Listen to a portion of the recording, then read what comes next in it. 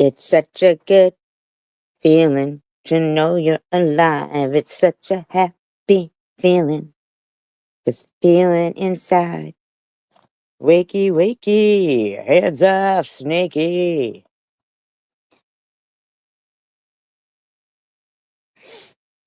Okay. And welcome if there's any replay watchers later. So, anyway, I know it's early, but you could get your coffee and crime. All right?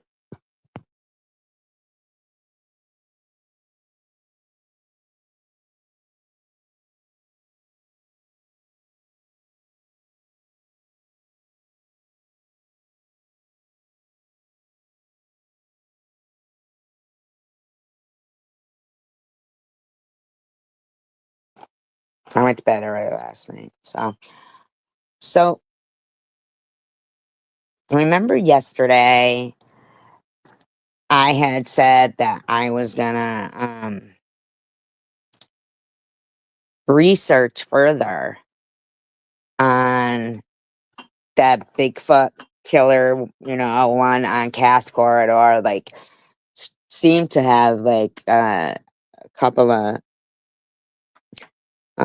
victims that they didn't mention in the one we were watching. Like, I think it started late 70s, and I don't think that the guy ever stopped. I mean, I'm not even kidding you. I really don't think he ever stopped. And as for researching it, it's kind of impossible. Honestly, I don't know if they're, maybe little by little thinking people aren't noticing, but maybe they are, because a lot of the stuff that you look for is not there. And I'm inclined to believe that probably the information pertaining to this guy, well, the Bigfoot killer thing there, I'm inclined to believe that a lot of that was covered up. But I'm telling you that, I mean, try and go research it, because, man, it's kind of like, like maybe because, well, the guy who I thought would be probably the best candidate for being the guy, because he said that I mean, this guy admitted it and stuff like that. He would RAP, like, he had already at least 40, and he had a size 13, like 12 and a half or 13 and a half foot, and he was my God, what they say he was 6'6", maybe, I think they said.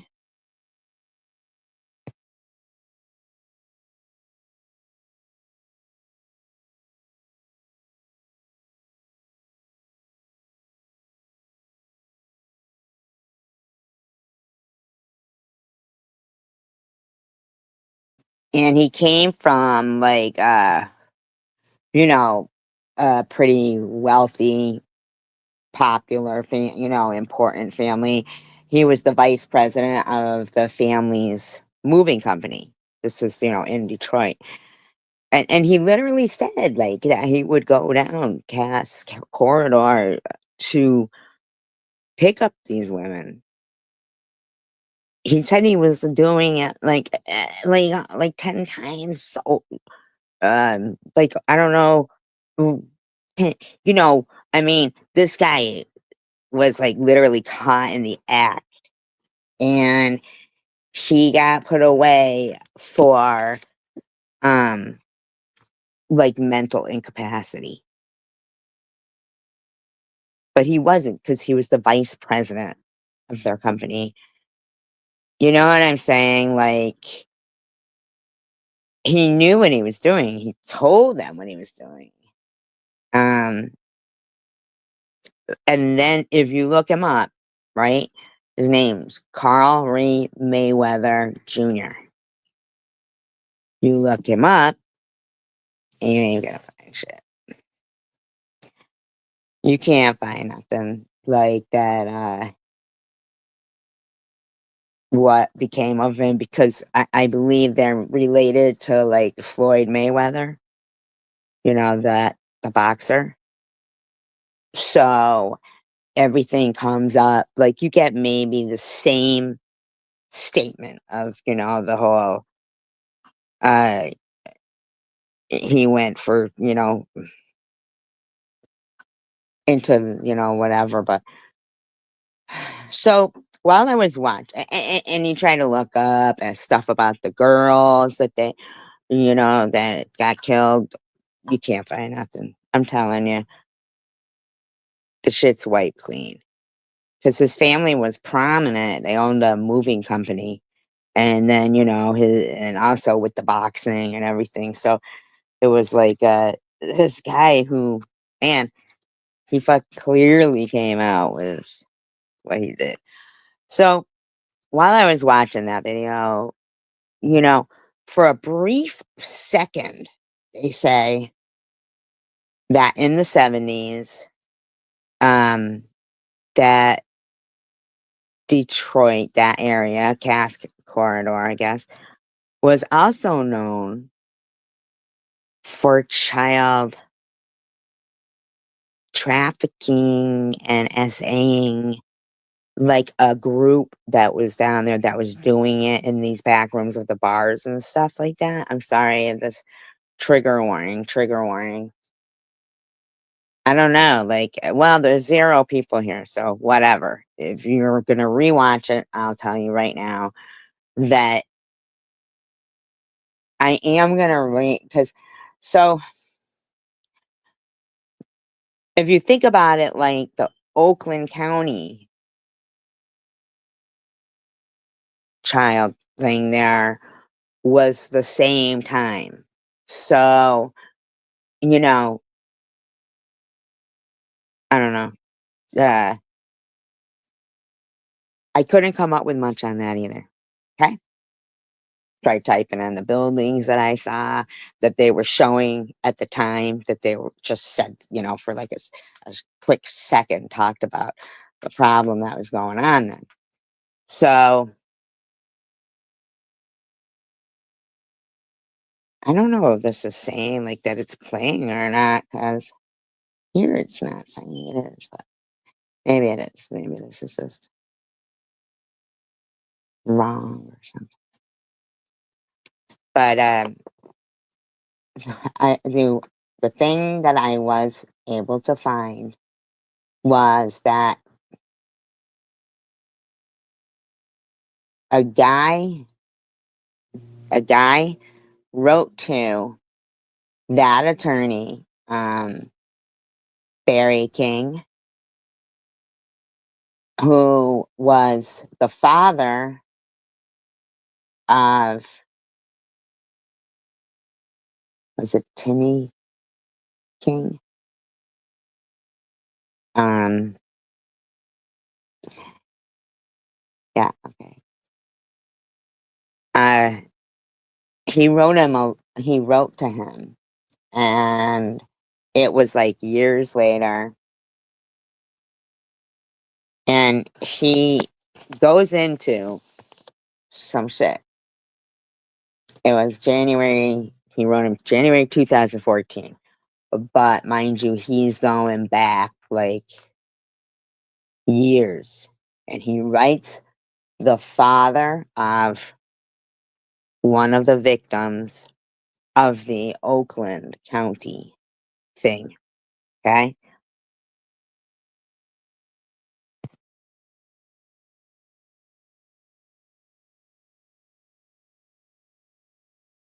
I figure since, there's nobody here to ask if it's gonna really bother them, that I can do this with, the forewarning that, it's, trigger warning. It could, trigger some people, because I haven't read the whole letter myself.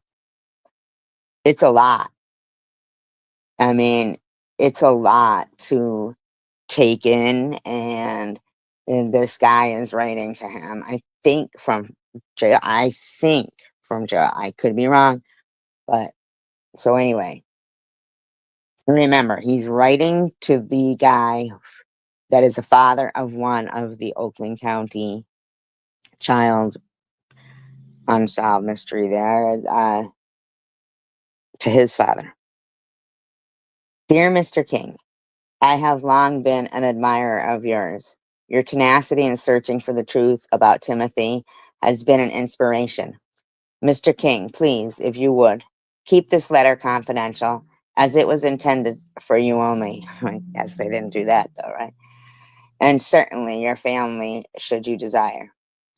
In 2010, after almost 35 years of complete silence, I made a decision to contact you or come forward with the information to help you find some closure. See, I did find this. This is the only thing, and because of saying it's interesting. And we don't know what else their fetishes were if there was some kind of a group like that was doing this. We don't know if, they were doing other things too. So, um, I had been forewarned that doing so would ruin my life. I did not fear for myself, but for my family that had already suffered. I lived a tortured life as you have, and understand how long the nights can be. I wanted you to know what my intentions were first. As I began to prepare in some way, someone discovered my intentions. That is when life became a living hell, one thing after another. You would not believe the extent and dedication to ruining my life and reputation. I won't get into detail right now. I have been hiding. If anybody's wondering, that's just come into the room. I'm reading a letter that somebody wrote to the parent of one of the Oakland County, Michigan, the child unsolved mysteries there. And he's telling him that he's held his silence for too long. And the guy's name is, Barry King is the parent, and the kid was Timothy King. Um, we talked about him the other night, Uh, so he's been silent for, uh, now it would have been over 35 years. So they started trying to ruin his life when they found out that he was gonna write a letter to this guy. Hi, Sharon.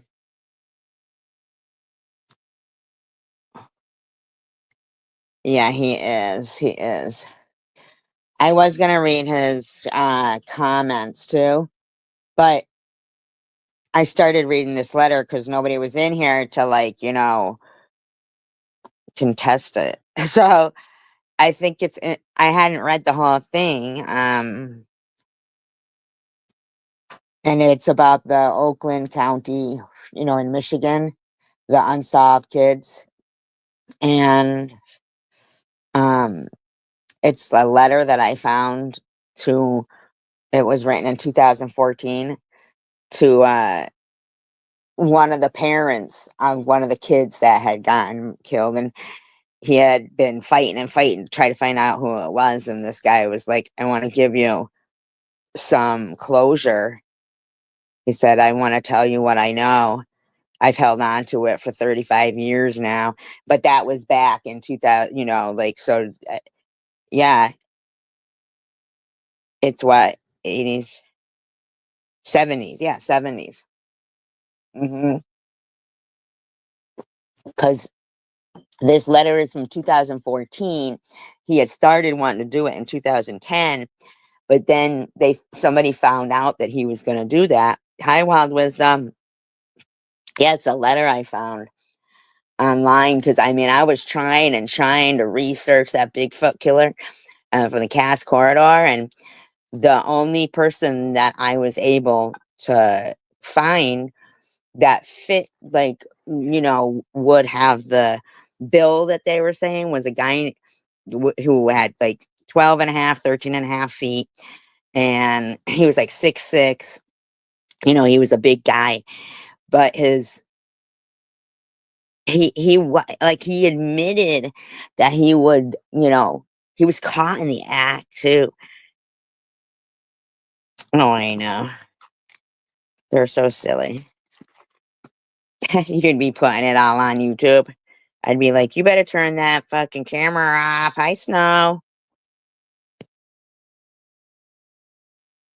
I think this letter is interesting. Do you want me to start it over? It's just, I'm not really that far down. It's only it was written in 2014 to the father of Timmy Stebbins, which was one of the kids that had gotten, unalived um, back in the 70s, the Oakland County, Michigan unsolved things there. And this is the one who went out to the store. He borrowed some money from his sister. She was going out. He borrowed 50 cents to get candy. Yeah, I will. I mean, I could do that first or this letter. I kind of want to do the letter but I don't know. You guys take a vote. Take a vote. Take a vote.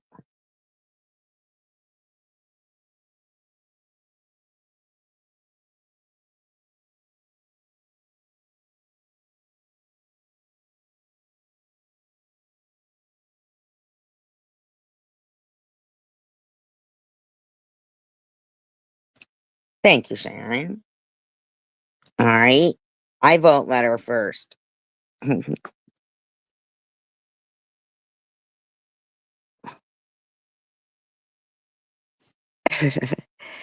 That's awesome, Snow.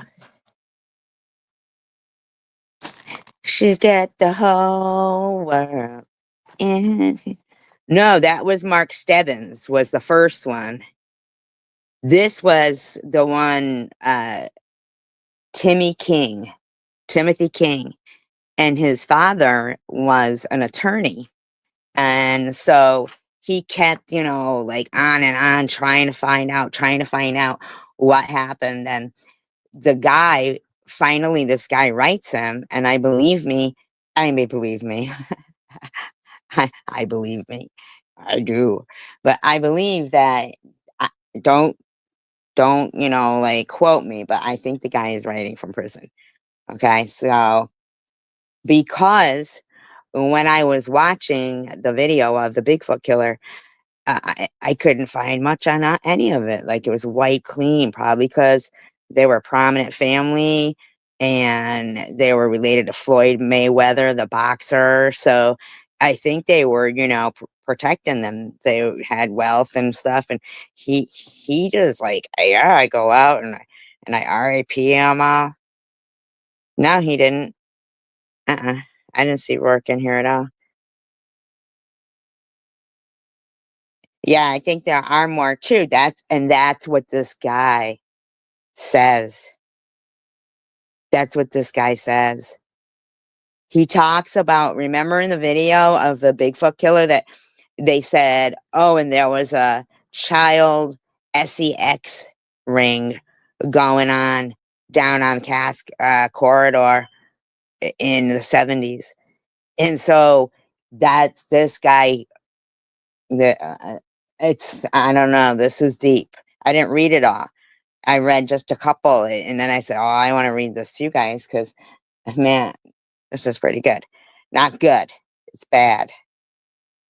No, they called him that because of the way the people described him. Anyway, so 2014, he's writing to the guy, Dear Mr. King, I have long been an admirer of yours. Your tenacity in searching for the truth about Timothy has been an inspiration. Mr. King, please, if you would, keep this letter confidential, as it was intended for you only, and certainly your family, should you desire. In 2010, after almost 35 years of complete silence, I made a decision to contact you or come forward with the information to help you find closure. I had been forewarned that doing so would ruin my life. I did not fear for myself, but for my family that had already suffered. I lived a tortured life, as you have, and understand how long the nights can be. I wanted you to know what my intentions were first. As I began to prepare, in some way, someone discovered my intentions. That is when life became a living hell, one thing after another. You would not believe the extent and dedication to ruining my life and reputation. I won't get into detail right now. I have been hiding out ever since, moving and working toward my goal. Okay, so he's not in jail then. Going to be in jail then. Okay. Um, reviewing old notes and putting together the facts to present. I am now ready to make a move in that direction. The persistence of those parties that wish to deter me and sidetrack my efforts has taken its toll. My resources and health are gone. You cannot imagine the vicious indifference these people project. I bet we could.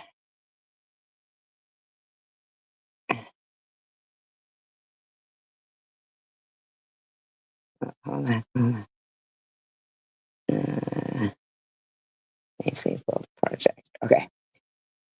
Damn it. Okay. Oh my God, come on now. Okay. Okay, still with me? I must find a sponsor or a victims group to help me finish my goal.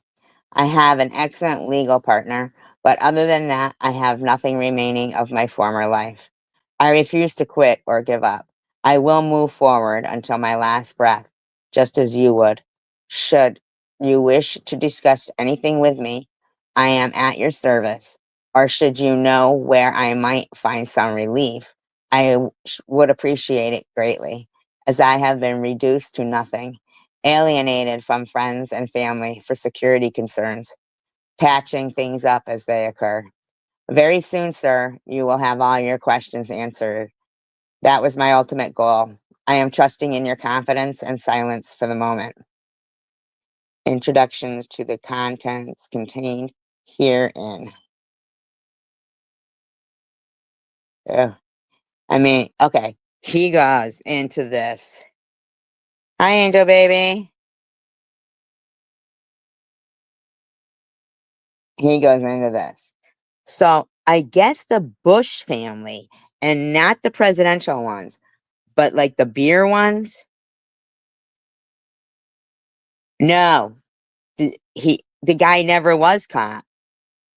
That the Oakland County child unalivings, they were never caught. But uh, when I was going to like research the other one, they were saying that in the 1970s on Cass Corridor, there was some kind of a child SAing ring. So I started to try to research that. What I came to is this. I found a letter that was written that by obviously somebody who knows some stuff here. So right now he's naming families. So the Bush family of the beer, dynasty, the Busch.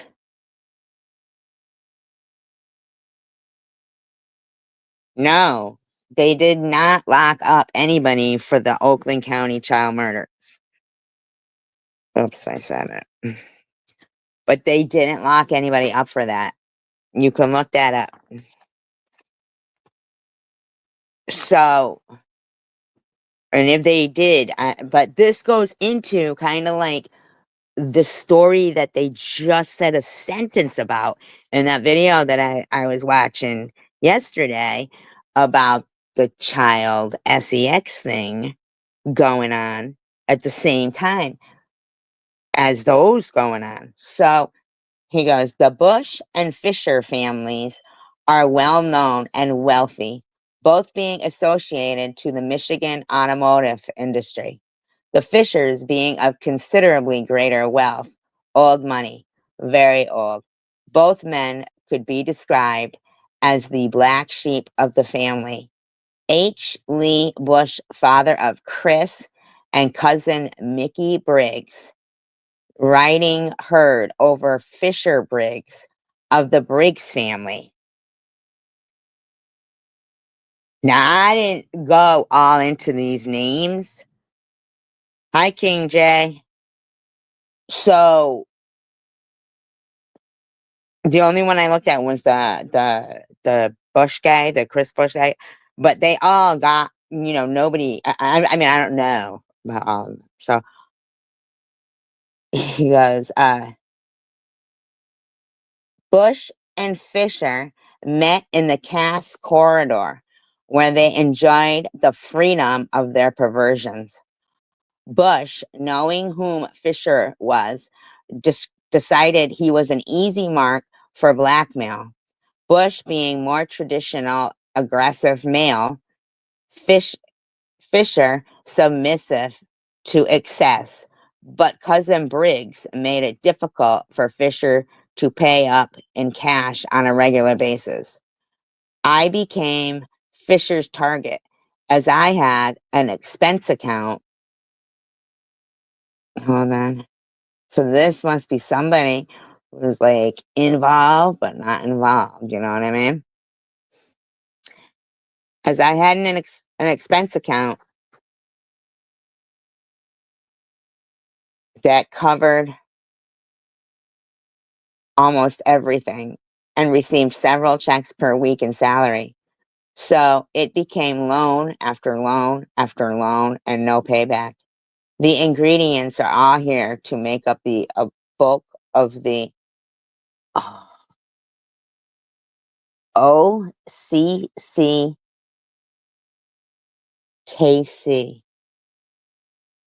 It just needs to be digested and put together by a professional. I have provided everything, including timeline. I have been sincere and accurate. How I describe it is how it was.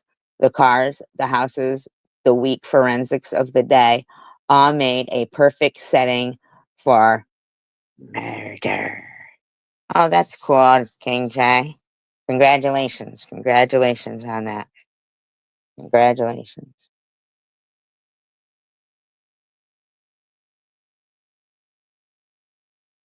Not to mention the time and the money. No accountability was a huge factor in frustrating law enforcement efforts. This had to be personal to resolve it.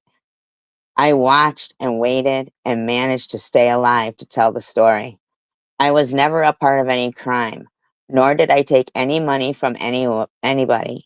I was a victim as well, young but not stupid. Oh, so they must have been shaking him down. Oh, I get that. Oh, really, King J? That's yeah. And every day is just a new day, right?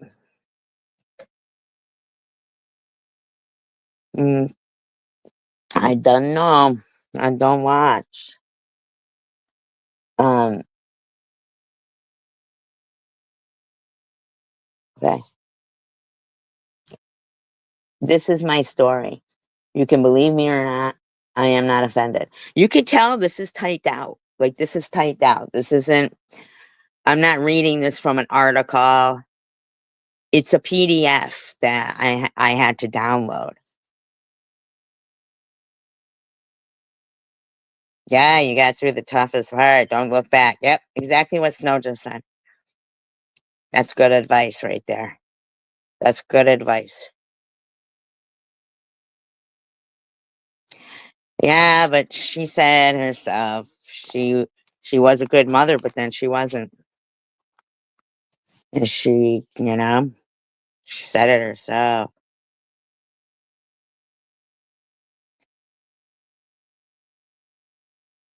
I don't think you should put them up yet, Jay.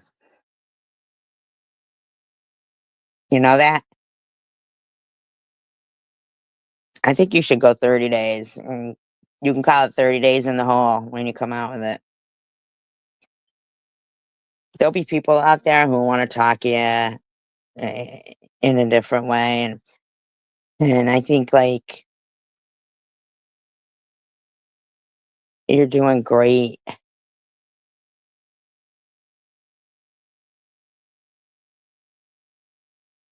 Make the videos. Make the videos, though. You know that? You can make one every single day and put them all aside, like, and then upload them, and then in the description say,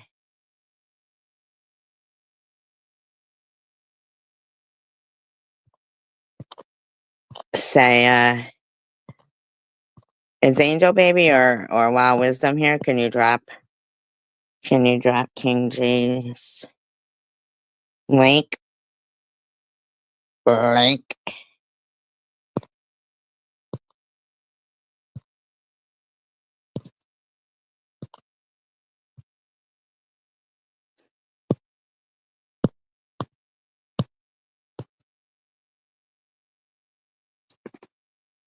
And can you drop Snow's as well and Sharon's as well? And yours?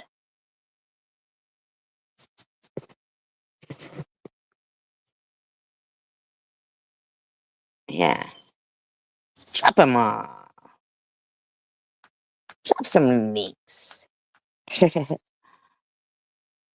So this guy was being shook down, and he wanted to come forth, but he was waiting and waiting and waiting, I guess. Okay. Uh, this is my story. You can believe me or not. I am not offended. This is the truth. It is up to the professionals to make a case. In my opinion, it is solved when I could bear no more and confronted the perps. The murder stopped. Pure chance. I think not. But you must form your own opinions. It's all here. Huh. Since the See, somehow the pages got wet. You see, these are real pages.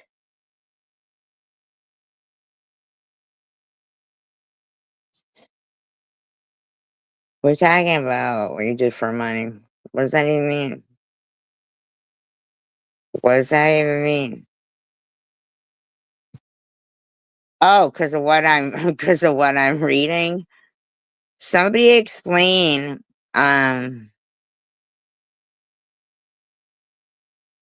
what this letter is.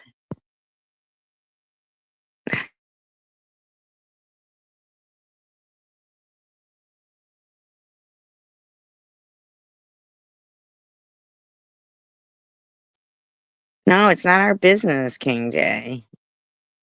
You do what you gotta do. But we are proud of you for that, for, praise God, that kind of thing. You got this, yeah. Well, what I'm reading is a guy's letter to the father of one of the victims of the Oakland County child unalivings that was unsolved in the 70s. Now, at the same time, they were saying that there was a child sex, like a ring going on Cass Corridor where those killings were going on and shit. But so this guy is writing to the father of one of, right, a couple of them were like over a couple. And this guy has been waiting 38 years to write this guy. But this letter is 11 years old now. But yeah, it's a PDF. No, but you can still read it. Even though, but what I you can still read it even though there's water stains on it. So what I'm saying is this is like a real letter. Like this guy really, you know, really wanted to get this out. He just wanted to get it out. He did not want this anymore. Yeah, but at least that's when you know that they're real because it's the real letter. That's what I'm saying. Since the onset of my determination to go public, I have been plagued by a series of events to discourage me from my attempts. I refuse to stop. So remember, he's been waiting 38 years for this. So the efforts became greater to stop me. I have lost everything I had in this world. My wife divorced me. My business associates turned their backs on me and refused to pay what they owe for the first time in my life. People stole from me and lied to me. I was followed and hounded and suffered every dirty trick in the book. I learned at an early age how to ruin a man's life and reputation simply by using him against himself. I never dreamed I would be on the receiving end. I have had a dozen undeserved traffic tickets, many I was not even driving or in the car. I was paged out of CVS pharmacy and given 4 tickets. My car has been sabotaged. Wow, it sounds like nowadays, right? No, no, I don't, King J. No, I don't. I do not, because people all around here, they like to ruin people's livelihoods. Do not. Do not.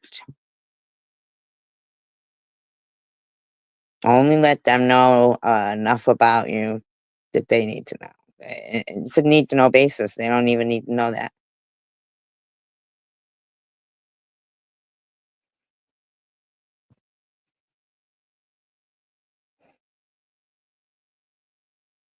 Nobody's, like, that's not even, don't even think about it. Talk about that to yourself in the dark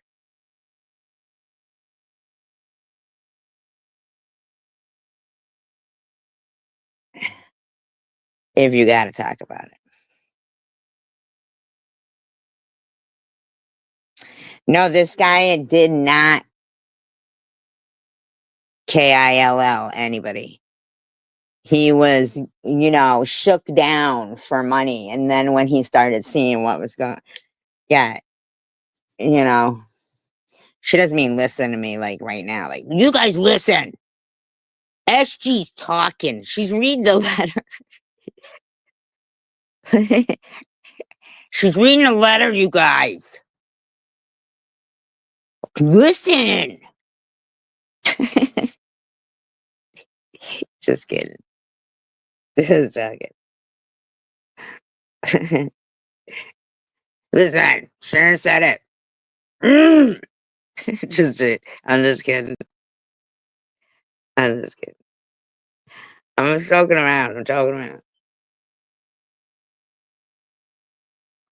Okay, the sooner I get through this letter, the sooner I do those comments. Maybe I'll take a break, then we'll have a word from our sponsors. Okay.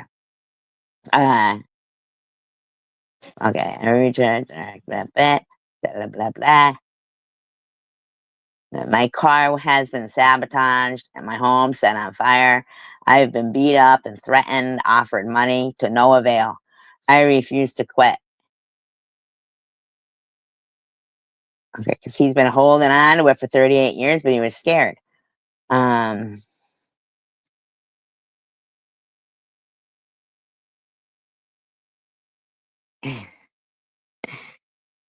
oh, fine, motherfuckers. Whatever. Get through this paragraph and then I'm done. You guys don't care about Oakland people.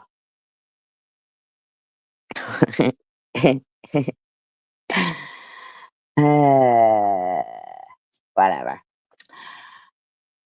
I have been branded a drug addict and harassed, accused of being a thief and a shoplifter while being robbed of thousands. Every effort to stop me has been made. I refuse and do not deserve the treatment I am afforded. I have never been in trouble for 58 years. Also, he was 20 then. He was 20. Why would I choose now to become a petty criminal? That's what I say. Only 57. I did not. It has all been a clear setup to destroy my credibility. It only takes a phone call as I walk into a store or to the local police while I drive, sorry. Someone needs to understand and assist me in resolving these silly accusations that have been made.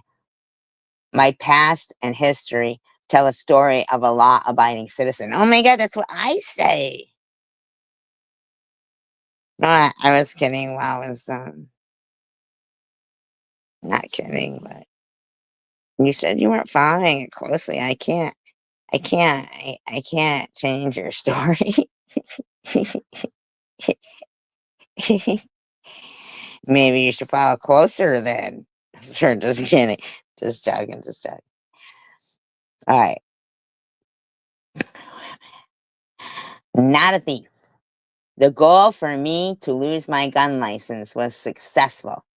Now I'm secluded in a trailer hiding out from who knows. I have no defense. They found me here and tried to burn me out twice. I am still here. I have no money and nothing of value remaining, but my resolve is intact and I will see this to its conclusion. I am correct in my theory and assessment of the crimes. I have given everyone 38 years to come forward with the story, and they have not. So here you are, the truth, firsthand, no hearsay evidence or speculation. Believe it.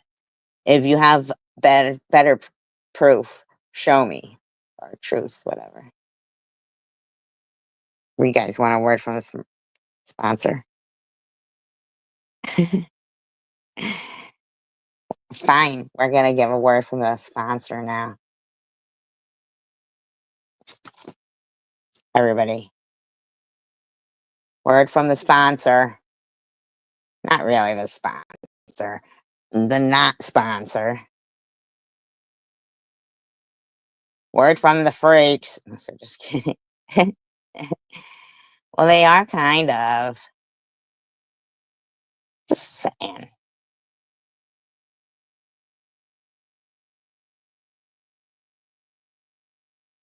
Ba-da, ba-da, ba-da, bow.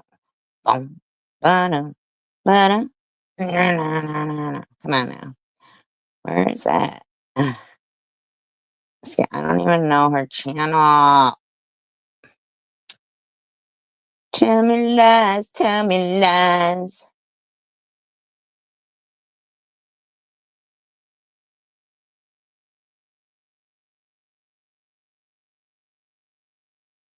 No, don't tell everybody what everybody does behind the scenes. Leave something in the imagination.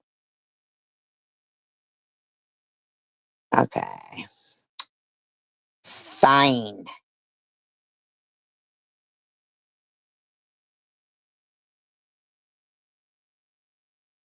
Okay, whose comments do you want? Everybody's.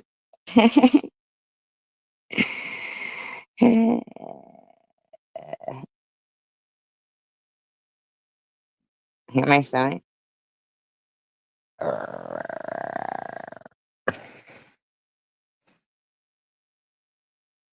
Freak out.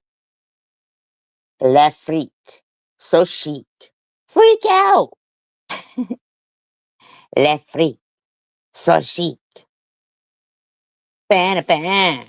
Bam, bam. Bam, bam.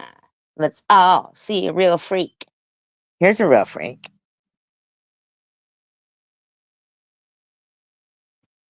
You think we're lonely and desperate?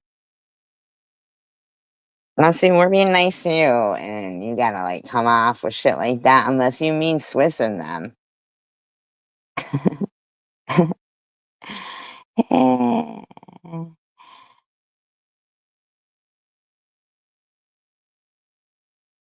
So for some reason, Swiss thinks she replaced all of her friends with intelligent ones.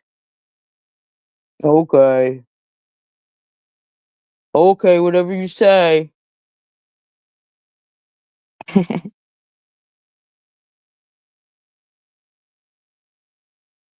So,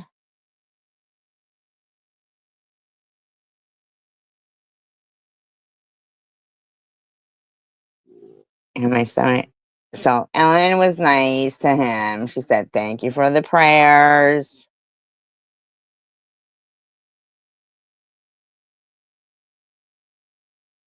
But Swiss has to always get involved. Like, okay, so here I goes. I'm just praying and showing concern because I know what it is like to be scared until you get that confirmed diagnosis after the test. It's scary not knowing for sure where things are heading concerning one's health. I'm not getting I'm not getting but so involved on this one since I just lost somebody close from this crap last year and that was supposed to make it and they were supposed to make it from what we knew. So, teabaggers. You're right, King J. Says to Gearhead, yep, that's also why I made that my very first sentence. Yeah, but still, e-beggars, you don't have to always, like, if you really have nothing to say nothing. Like, oh, what you were doing was, well, at least Ellen is a better person than me. See, I don't like your condescending attitude. So then he goes, uh, it is because for concern, but hopefully it will be something other than worst case scenario, which is totally fairly likely that it will be something else. Gearhead said, yeah, hoping for the best is always acceptable. Those color guard tests are known to throw false positives at times, so hopefully her follow up brings good news. It says, well, fairly likely could also not be the case. Nobody here ever, wait, something, uh, he must have had something there that we're not seeing. Um, but her and her doctor, unless I am wrong. Unless, of course, you have the usual share of people sticking noses where they don't belong and bringing it here. And then, oh, that would be nice. And then, of course, Swiss can't help herself. She has to fucking. But then again, I think that I feel like reading between the lines that, I would think he would mean that side of people that put their nose in people's businesses. Because we know Swiss was being very, very rude to Ellen, you know, whether whatever, because Swiss even took this post and said, "So glad I gave up my stupid friends and replaced them with intelligent friends." Too bad I don't love her back. And so he said, um, so Swiss comes in and goes, "No, that would be it. And if you are suggesting some shady, illegal shit going on, you can just shut it down now. No one violated anyone. And you sound asinine to even entertain that idea." Now, I didn't hear Gearhead say that in the least. Not in the least. Gearhead, I did not hear him say that at all. He said to her, nobody said anyone was violated yet, especially not me and not here. And nobody mentioned any legalities either. If I said it, show me where. I don't know where you are pulling that from. What I said is a hypothetical statement based on past history of this community and was fronted with unless, meaning it could happen around here, especially in this community. But let's hope not. Okay, Sharon. I thought you wanted to hear this. What's going down with that? James Brown.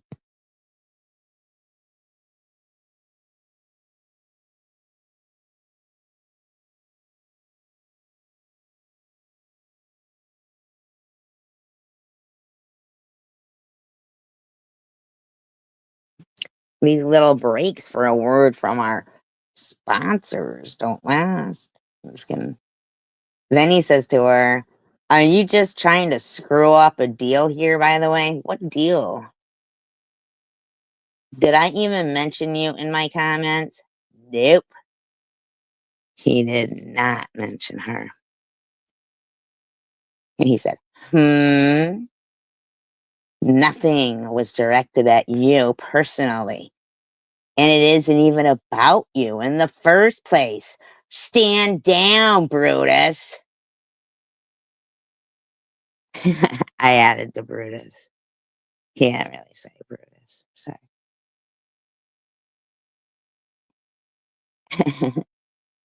maybe unless what? I'm actually coming at you. Try that. Yeah, try that, Swiss. Try that one on for size. Put that in your pipe and smoke it. Put that on your keychain and break your steering wheel, huh?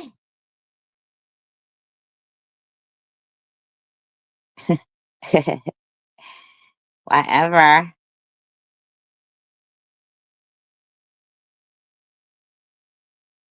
And then do do do do do do do. Janelle said, "Right. No one bashed Ellen." That's right. Come on now. It was Ellen's name every other word. Just was stating what she said in SG's chat. Yeah, in a mean fucking way. I guess they can talk about our business. Well, no, you just said right there.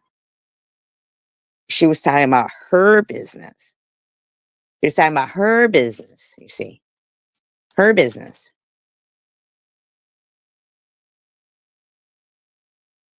But we aren't allowed to talk about theirs. Can't have it both ways, SG. Okay, wait a second. What?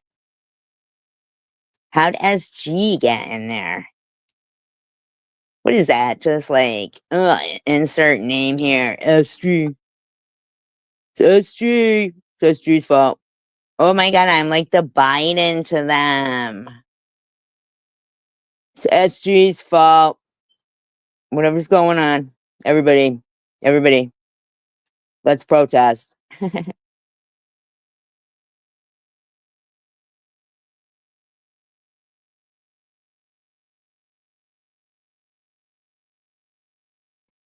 Kick her in the knee. We don't like SG. Kick her in the knee. We don't like SG. The fuck? And then some loser says, "Why did Ellen tell SG that she was denied 3 times for disability for colon cancer when the only test done was the take home? SG asked for the treatment plan, and Ellen said there wasn't one. Ellen says she's 80 pounds, but puts up all the dishes she cooks. Like SG says, you don't get it both ways. Ellen is SG's yard dog. It's junkyard dog." I use StreamYard. I don't like to use that other one, but I think you don't need too many anymore. I think they let you go live now, like, pretty quickly. Pretty sure.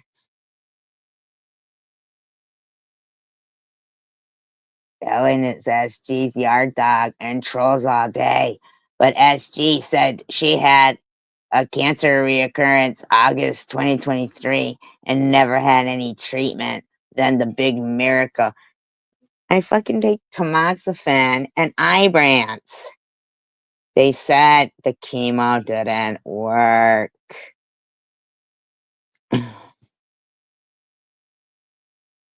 And Janelle says, yes, I said you can't have it both ways, too. Okay, good for you. Why don't you guys get your own fucking phrases, your own words, your own stuff, man? Yeah, but they're incorrect with my private life. I'd love for them to take me to court saying I was fucking running a cancer scam. I really would. I would. I would love it.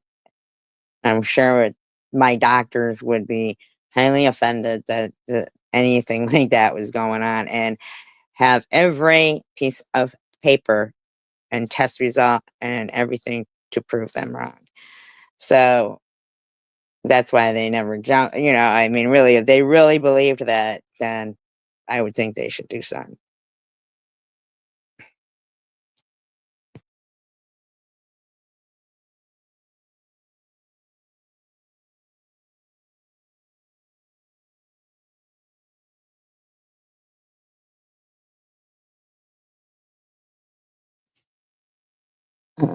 Said, oh, Swiss said, probably malnourished and dehydrated and 80 pounds. I would think doctor making her a direct admit she was just eating real good a few months ago. And Ellen said, since you need to know my business, on the 27th is when I will have a plan in action with the advanced GI doctors. I've been waiting months. That's why I don't have any idea of what's going on yet. In my area, it takes months to get into the special doctors. You don't just get right into them, regardless of your health diagnosis. I've tried everything and called over 20 different offices in my area. Would you like to help me find one sooner?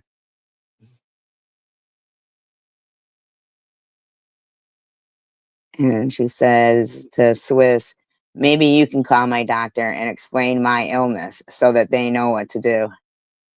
And she also said, I was trying for disability way before the pancreatic stones came into place. So get your facts straight. And then they said, I'd like you and SG to stop lying about being diagnosed with cancer and wanting sympathy while being a total douchebag to others. Sure, I'll help you stop soaking your organs with liquor.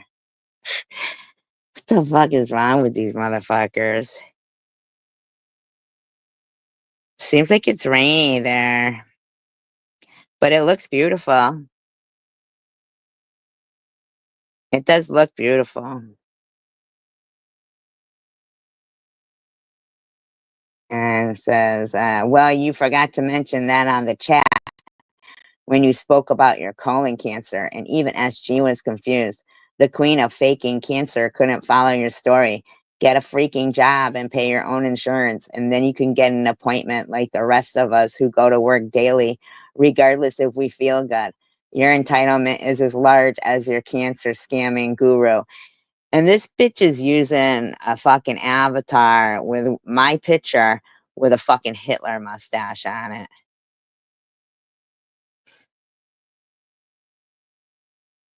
Ain't that some shit?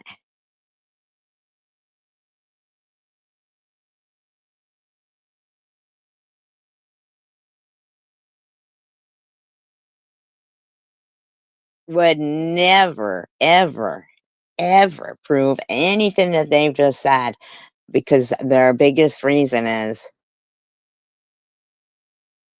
if I ever saw their face, if I ever saw their face.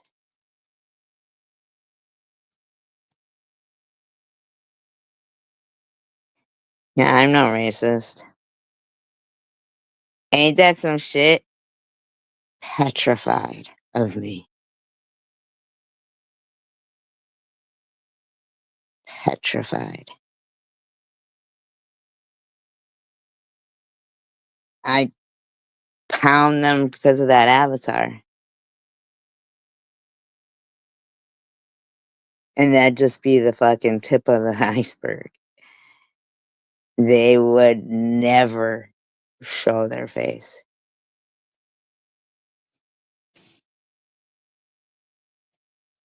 Never. They'd get fucking whiplash looking over their shoulder the rest of their fucking life. That's just how I feel. Um, and then Swiss says, "You can always to Ellen, you can always go to the ER, and they will run tests. Why don't you go to the fucking ER and let them run tests on you, Swiss? Your doctor can also order tests to be done. Listen, you know something? If you think that people need to go to the ER and get tests run if they lose weight, then you should go because you gained weight. Could be something fucking wrong with you, you know? You gained weight, so what the fuck? There must be something fucking wrong with you. You better go to the fucking ER and get some tests, bitch. You might have a fat infection. That's what you might have. You might need to go get checked, run some fucking tests. Have your doctor order some tests to be done. Maybe get you a bigger scale, something like that. Some bigger depends. I would think not something that should take months. Perhaps drive further to get in sooner. Maybe you should drive further. Oh, really? Perhaps you should drive further.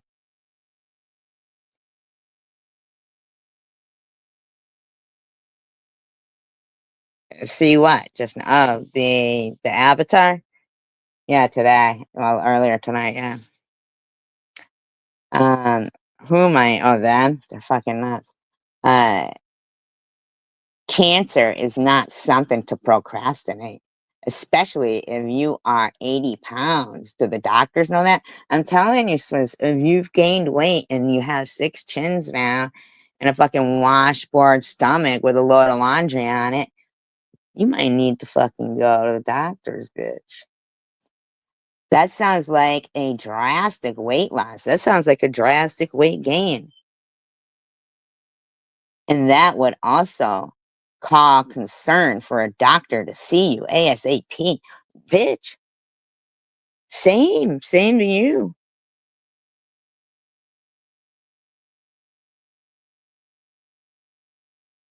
And yes, I can help you. How can I get in contact with you? Ellen, don't ever give that bitch your phone number. That bitch, no, man. You'll be fucking stupid if you do that. She says to her again, I know from experience that doctors don't make cancer scares wait months to be seen. Oh, you do? Oh, you had cancer, did you, Swiss? When? I would go I would going to the ER and demanding they run tests. That's what you should do, Swiss. You should, man. Fuck, just for the odor itself. You probably have like that yeasty stuff in between your rolls, and maybe some food that dripped down your chin and stuff is in one of your chins.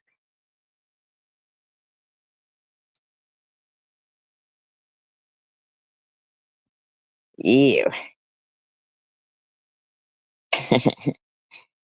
She's gonna love that now.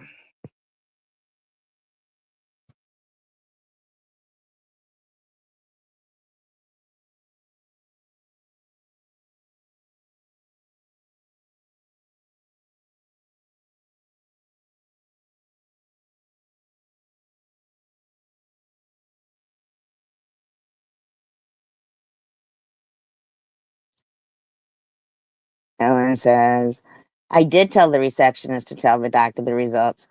I can't make them get me in sooner. Maybe you could have. I'm reading it all snotty for fucking Ellen. I don't mean to. Sorry.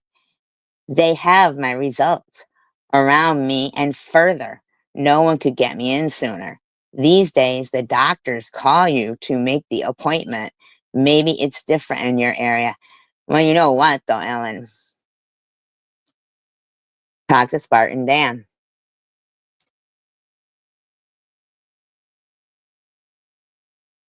Who, mine?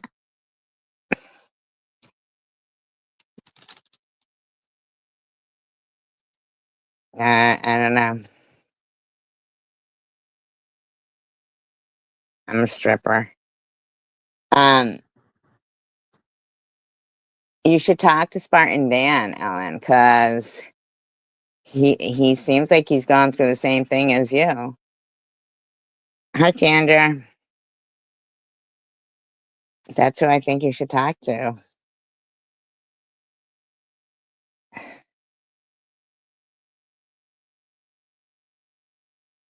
Uh, from then I'm not really a stripper. I mean, I strip furniture,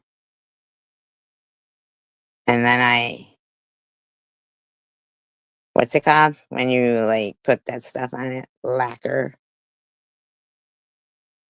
I put lacquer on it. I'm a stripper and a lacquer.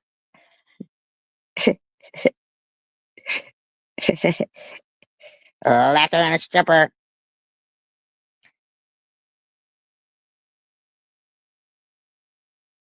Give a nice little stroke. Stroke. Whatever. Don't listen to me anymore. Anyhow,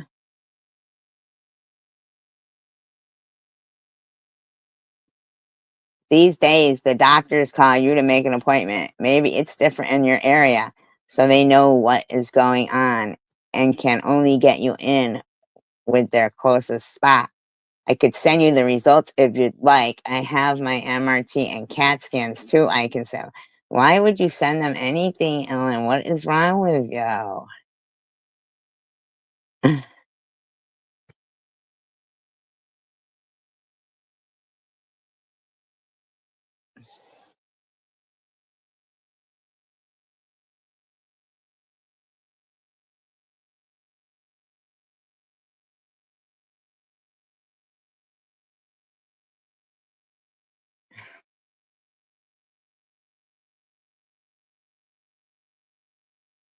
That lady who has bugs. Swears. I want to go back to the letter I was reading. I'm sorry, that guy was admitting, he was saying he was breaking it down about the fucking things that were going on Cass Corridor in Detroit.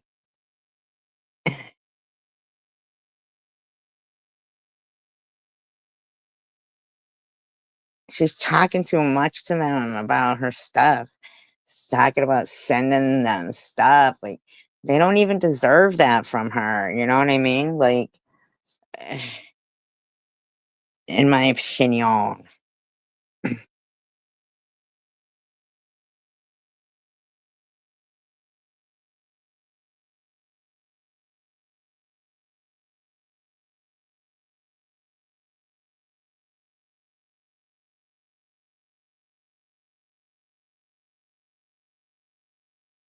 Alright, I might skip like a page or two because, okay.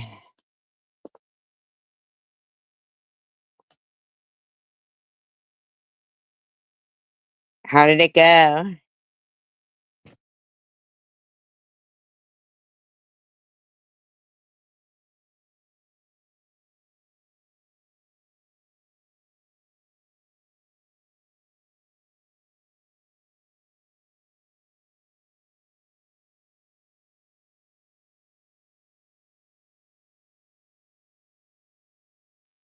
So this guy has been holding on to this for 38 years.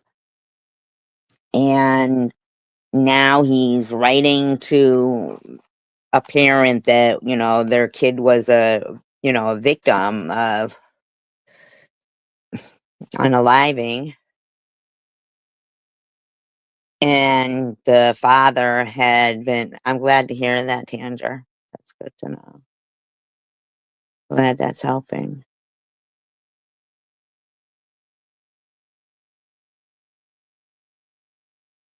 and he's saying that, he just didn't want to hold on to it anymore, and the guy was always trying to figure out what happened to his kid, and so he wrote him a letter in 2014. So, and this is from the actual letter, like typed out. It's like PDF. Uh, he says, and it was like, what was going on in the Cass corridor in the 70s. He says, I have witnessed criminals of the worst order, dirty, sick remnants of humans that would do anything to feed their compulsions and desires. I have witnessed from the background people score cash from crimes and amass more money than they have ever had in their lives.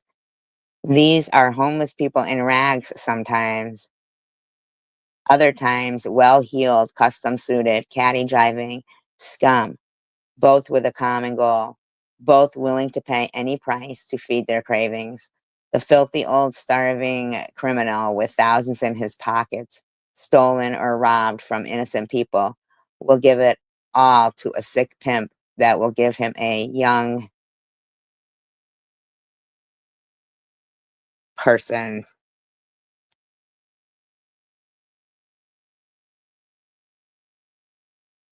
The rich man will do the same and pay double for silent service and to remain the man with no name. Both will return time and again, unbothered, and enjoy the forbidden fruit of the city. The pimp's eager to set up new and more exciting vices of every type. For only $500 more, I will do this. Time and again, it works. And each time they receive the same thing served up on a different plate. Imagine this times 1,000 on any given day or night, and you have not touched the surface of the problem. All this service with a phone call or a simple whisper in a bar, and I have seen it all over the country. People do not change, only geography and weather change. Wow, and this is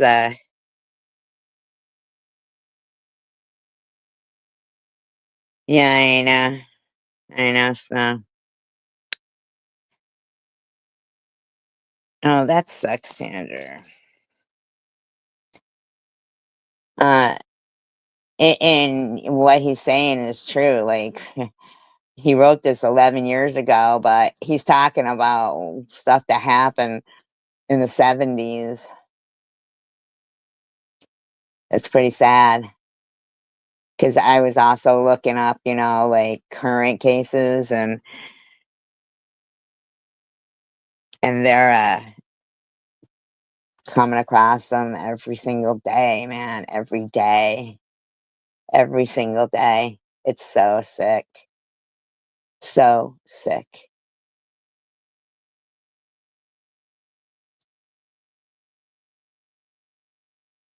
He says, I often wondered what went on be- beyond this case. I often wondered what went on beyond this case, before and after. We cannot be so naive to believe that one day it began and then one day it stopped. These horrific things continue today all over the country, world. I personally know from my own investigations that it is all over this country, and these perverts know right where to go to hook up, so to speak. Also, affluence makes a huge difference. People, for some reason, seem to be trusting and kind of possessed by wealth and luxury, maybe not watching their children quite close enough. Now, remember, he's writing this to Timothy King's father, and he's held us onto this for 38 years, and I don't know if he tells him, like, what happened to him, because I haven't read it all. I just read some of it, and then I wanted to read it with you guys. Um, so I looked at this very objectively. My job and my employers made certain that my needs and well-being were and well beyond were met. I held a unique position for a man of my youth, but I was mature and honest and above all loyal and trustworthy. Money was just paper, and I always expected the best of what was available. So meeting these well-heeled sickos to me was not a treat, nor was I enamored by them because he already had his own money. But they went towards him because he had money and they were shaking him down. And he was like 20. Why he was there, and maybe they met him somewhere else. I don't know. No, he said, no, I don't know. Um, hard as the hard as they sometimes tried, the house on Burt Lake, was a mini resort almost. See, these are the family was the one that has the beer, you know, Dynasty Bush, Busch, and then someone named Fisher Briggs or something. Um,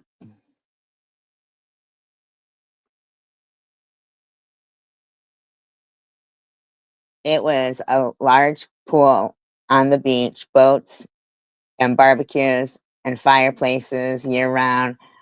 Magic. I could see how others may fall into the trap of wealth and luxury and be taken advantage of. The other homes were also luxurious, and there was a need for nothing, and nothing was out of the question. Simply pick up the phone, send the bill to Haskins and Sells in the Guardian building, Detroit. Hmm.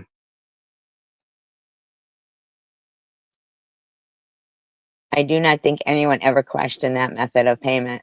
Any roadblock, there was an attorney, a relative, of course, that was available 24/7 that could and would fix anything. These factors, in part, I am convinced, was one of the very factors that made this case so successful for the perps. And the fact that so many people were in denial of these crimes taking place at this level of society. They were so wrong, but try to convince them. You will come to a rude awakening. Often in situations unrelated to this crime, I would see things and just walk away, shaking my head, thinking how dumb and silent most are led to the slaughter. That's true.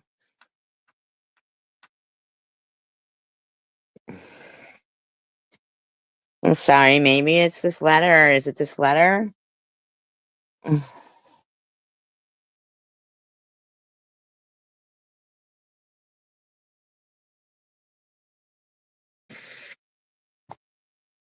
Our society, in part, made these crimes possible and successful. Many are misled to this very day, still in the gas given 37 years ago. And now it's longer than that because it was in the 70s, probably longer than that. I mean, it probably, seriously, I mean, look at that place, Wild Wisdom, that was near you. And you said, like, people could see through the window, but, like, it took a while before somebody called, remember? Over a period of time when this investigation was relatively new, friends and associates of these suspects were questioned. Obviously, someone or something had red flagged them for whatever reason. In the case of one suspect, he was reviewed time and again and still was dismissed. The other perp was brought to the attention of the authorities and was given a routine look and was also dismissed. That's what happened to the guy that they brought in for the man for like everything. I swear to God. Mm-mm, mm-mm. Um, Casual associates were questioned, and not a single red flag went up in any of these events. Criminal backgrounds and similar actual attitudes. Actual S. How do you say pigline? S actual, I don't know. Uh, Attitudes were numerous among many of these people, and not a single person found any commonality in their personal profiles. It is a mystery how one could dance around so close and even touch the guilty parties without feeling some sort of suspicion or instinctive discomfort to give them a deeper, more intense look. I know they let that guy go, and he said he did it. He not the big, but he said that he RAPs people all the time. They caught him in the act. Oh my god. Someone obviously okay, so, uh, not a single charge, to my knowledge, resulted from any of these investigations. Someone obviously was dropping dimes on someone. The prosecutor himself, whom I respect very much and still do, worked tirelessly and lived in the very proximity of these criminals and even visited their home on more than one occasion. In his defense, there were no outward signs of criminal activity, but who was everyone watching?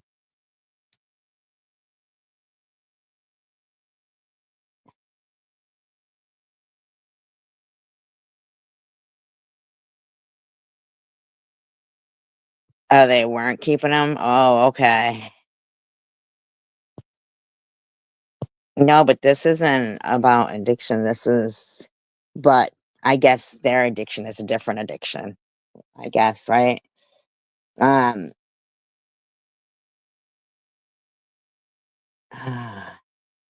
because,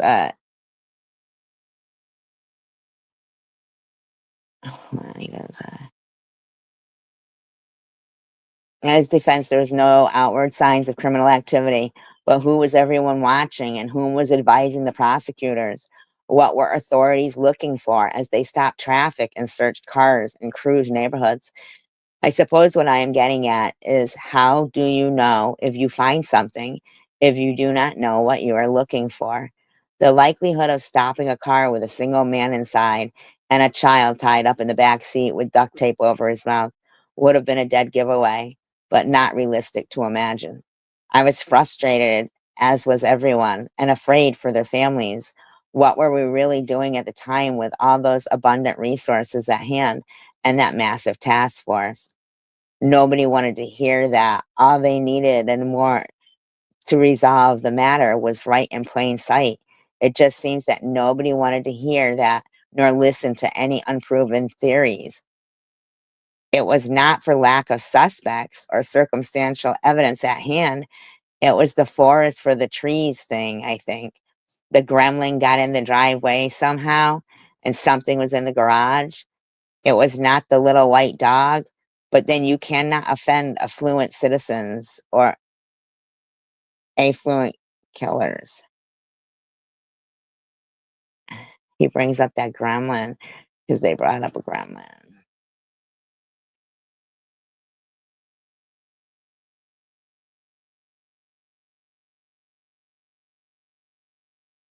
Mm, oh, who opened the curtain? Maybe. Maybe. That's one that is, you know, recent. Um, and these are like this was and this sounds like a little bit like the Jeffrey Epstein thing too. Like, I mean,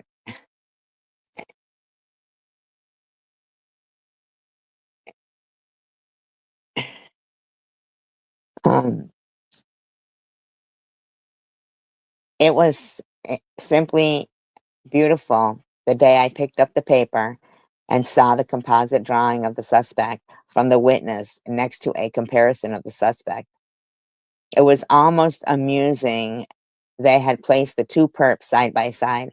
The rendering was an almost identical drawing of the second suspect next to his partner in crime.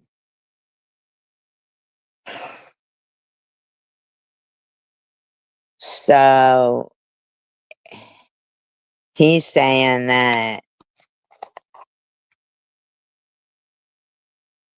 the guy who they had the drawing of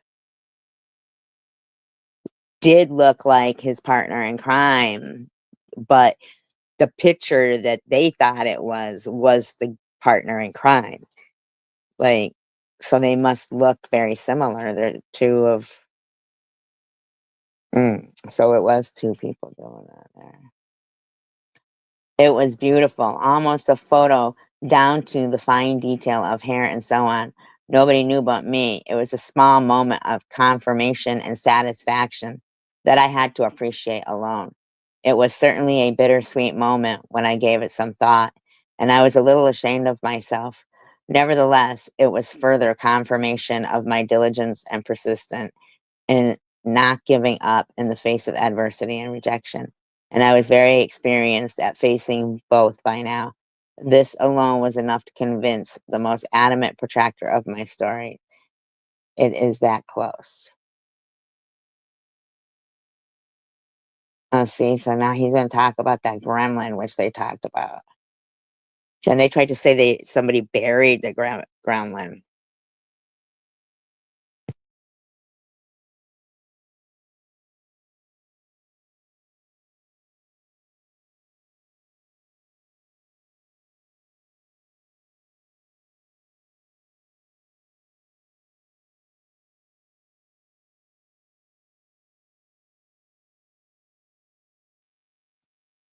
Many things worked together to raise my curiosity as time went by, but one incident in particular stands out as a shocker. It had been on the news and in the papers. You could observe the ramped up sheriff patrols. Everyone was talking about this gremlin, an odd little car that you could not miss. Yeah, not green. Well, yeah, he's been thinking about it for a long time, and that's right. It was blue. It was a blue gremlin with like a stripe or something on it. Um, He goes, in an odd little car that you could not miss. I had been away for a couple of days and was not scheduled to return home for another day or so. I don't recall where I had been anyway. I returned early and had gone by the house just to check on things and see if anyone was there. Parked right outside the side door was the gremlin that the world had been looking for. I saw no lights and nobody seemed to be home. I thought it best to leave and to return early in the morning. Could it be the same car? What are the odds? Well, in this case, they seemed pretty damn good. It shook me quite a bit and took me a minute to get my thoughts together. It seemed that on a regular basis, the plot here seemed to thicken, and the unbelievable was getting more and more believable. Yeah, it's a car.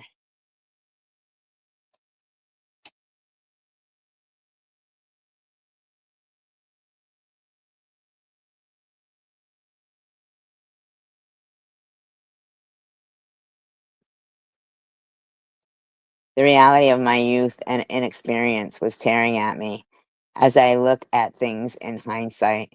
I was young and I was alone. Yeah, because she was like 20.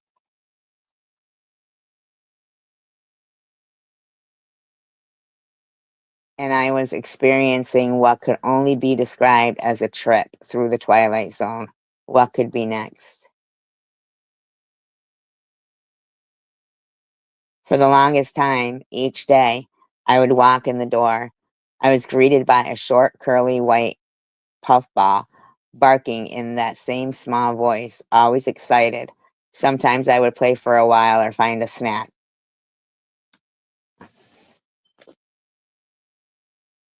It never crossed my mind that this cute little dog could ever be more than just that, a cute little dog. This went on for some time, and everyone that was around seemed to like the little dog. Then one day I came in, and silence. No bark, no dog. I inquired to Mr. F. I think he means that Fisher guy.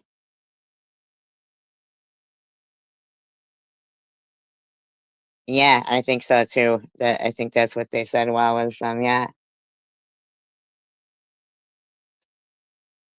what happened to the dog, he quickly replied that it had gotten sick and died. Bullshit. The dog was never sick a day. And what had happened to the sick dead dog? I was told that he took him out back and buried him under a tree. I searched and never found the tree, nor a grave. Nobody ever spoke of the dog again, as if it never existed. I found this to be beyond odd. Why? The little dog was harmless. Fast forward 30 plus years, I hear of dog hairs from a white dog connected to the case. Well, someone thought of that a lot sooner and put it to an end, I suppose. It was very sad to think how many other innocent people or pets suffer at the hands of these monsters. Yeah, didn't they say something like um something like they were found on his jacket or something like that?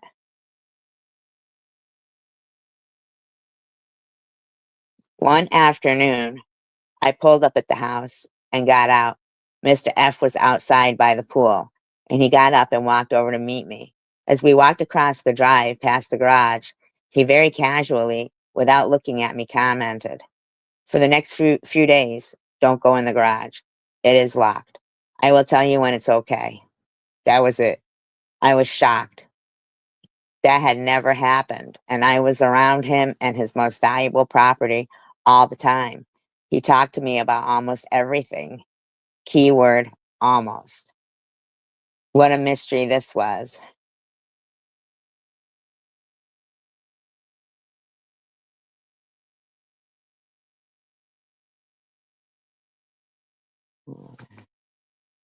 How could I find out what's up without blowing his trust?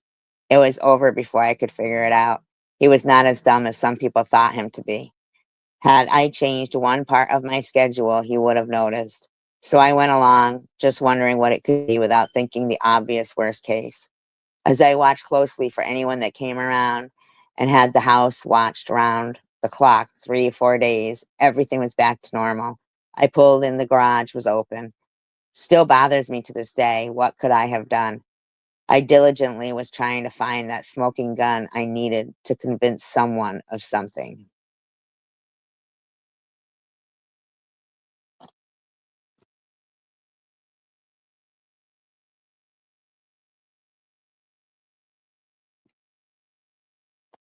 Yeah, and then they said that somebody had buried it or something. See, so this guy Breaks Fisher. I think that's who that Mr. F is that he's calling. Nobody wants to look up Breaks Fisher, Michigan.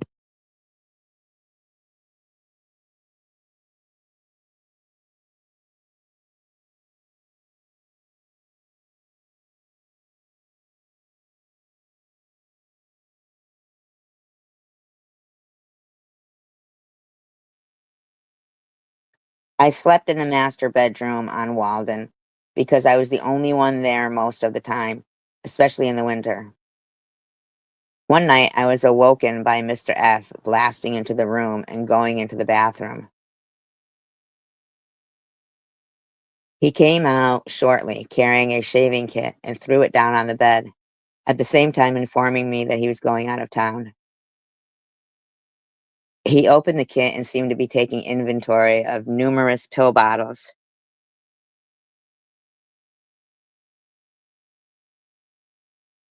and several others.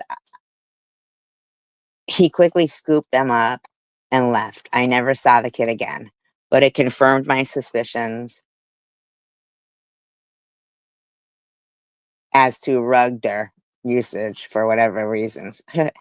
You get my drift. I think Mr. F took blood pressure pills, but he lists a whole lot of them. But that wasn't all he had.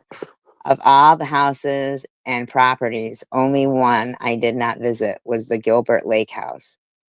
And the only room I did not have access to was the locked room at Burt Lake. I wonder if they'd find people in those lakes.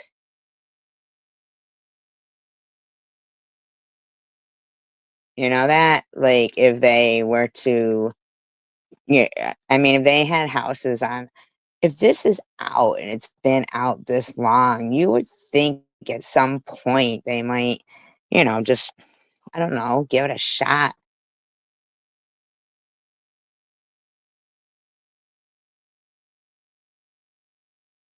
I mean, those people who used to dive in the lakes, they would find a lot of people that were missing. Do you remember that show? Did you ever watch it? And then one of them got in trouble for something.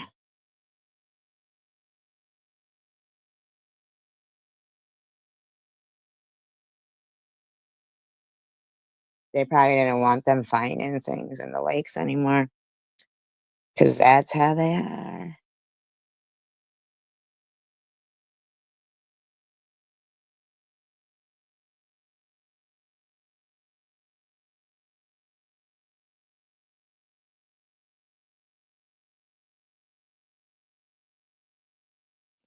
Yeah, that flat back, like, with the glass all there, that's kind of dangerous, really. I wouldn't wanna be in that hatchback of a Gremlin. I like that movie, Gremlins, though, that was a good movie. You guys ever see it? You know you did, don't lie to me. There's gonna be a test.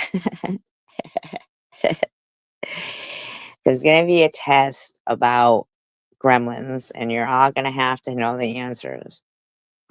I'm doing it right now. What was the name of Get Out of Town, Tanger, you saw it? You saw it? What was the name of his little pet gremlin that wasn't a gremlin yet? What did he call it?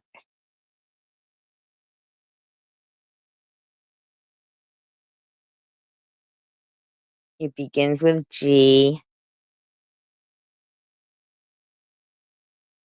How can you guys not know what it is? Are you guys kidding me right now? You guys never saw Gremlins? I believe you, Tanger. Otherwise, you'd say it. That you know who wrote Are You There, God? It's me, Margaret. I was gonna say it's me, Judy.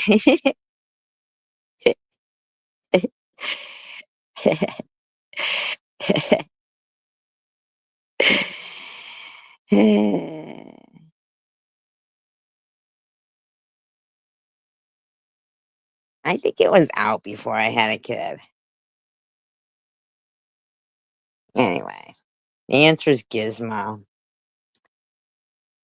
I really want somebody to find out if they ever dragged the lake at Burt Lake and do they still live there.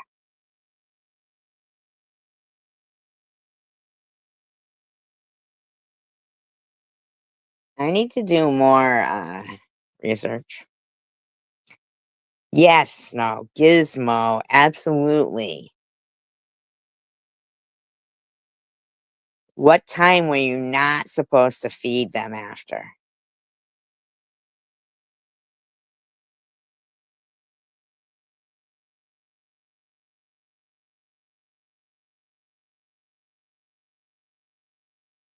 My God, you guys are the slowest. Oh, thank you, sir. Thank you, sir. Not slow, not slow at all. Fucking Wild Wisdom is still on Gremlins. What did Gizmo say when the sun would hit him, or like if he got a picture taken of him and the flash went off? Nobody. I meant to say snow. I meant to say snow, not slow. I meant to say snow. I have a lisp. Snow, snow.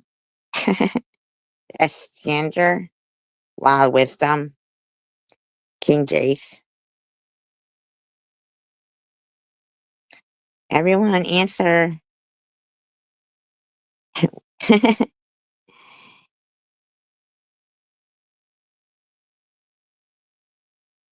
It's a lisp. Okay, come on. If you took a picture of him, or if sunlight hit him, Gizmo would say 2 words. Bright light. Bright light. That's right. Okay. Okay. Who, first and last name, of the actress who played, what was his name? Tommy? I don't know. Uh, his girlfriend.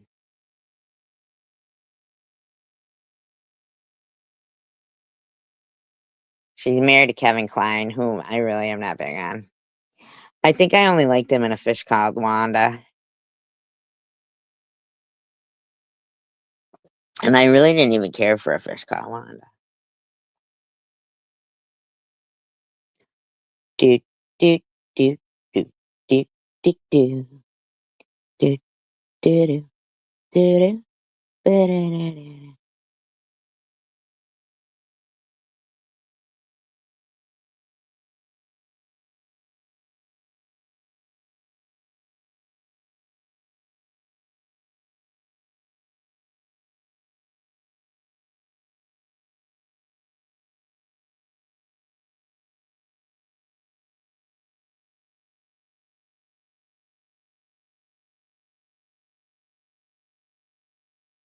You know, in somewhere in Detroit, I can't think of the name of it. They've been finding. Now, is Grand Rapids in Oakland County? Phoebe Cates is correct. Correct on Monday.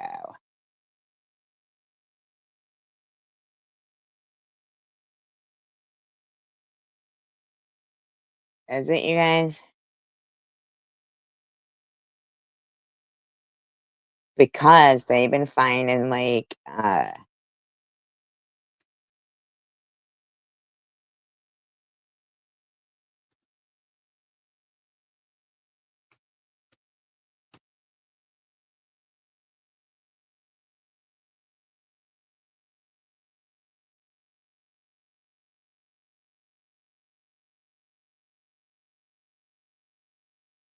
ooh, a gremlin?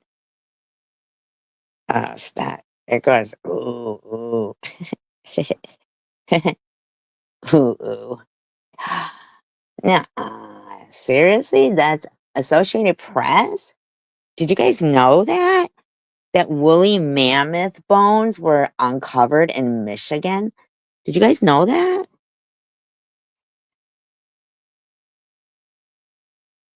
What we found here is a partial skeleton. Get out. Did you guys know? No. Did you know? Did you? An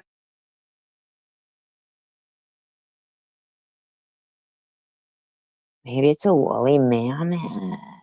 Just kidding. Can you guys believe that? There was woolly mammoths in Michigan. You know why? Because they were the first cars. People were driving them. adult male, probably in its 40s at the time of its death, probably lived between 10,000 and 15,000 years ago. It's not all of the animal. In fact, it's the skull, the jaw, the tusks, many of the vertebrae, not all of them, many of the ribs, not all of them, some My of the God, pelvis. I can't get over that. Did you know that?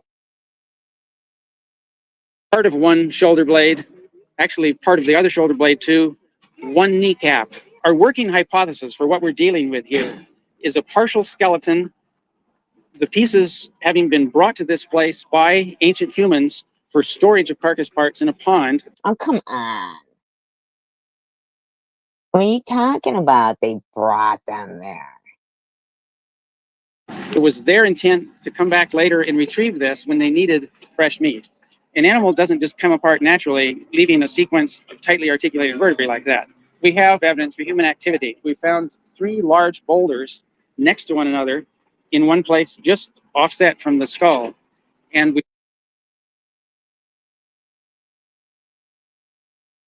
What's a mastodon? These people gotta be out there shoveling. I can't get hard, not even with the blue pills. Will the salt trick work for me? All right, pay attention. If you're over 30... That's Secular. It's been hiding underground. That's Secular's letter. He wrote that to that lady. And she's reading his letter out loud. That's his 15 minutes of fame right there, you guys. For thousands of years, but now we're getting a close-up look at a mammoth beast that was discovered right here in West Michigan. Back in November, Eric Witzke was having a pond dug in his backyard in Bellevue Township. It was a simple project that soon opened up a prehistoric portal. No, I don't know what,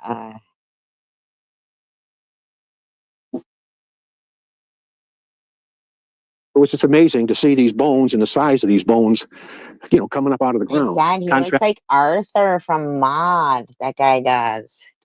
Actor Daniel LaPointe was doing the digging. It was just something different, and I just automatically just assumed dinosaur. That's what popped into my head. LaPointe and Witzke dug up a total of 42 bones. Putting the bones together painted a clear picture of the huge creature. Yeah, man, that's crazy. Oh, that's it was a mastodon. I'm speechless because that's like a woolly mammoth. It's just a once in a lifetime. They're just trying to. They brought in an expert from the University of Michigan. He determined the bones were from a 37-year-old male mastodon. Man, they had a lot of them. I don't know what that is. The gold beagle kippe.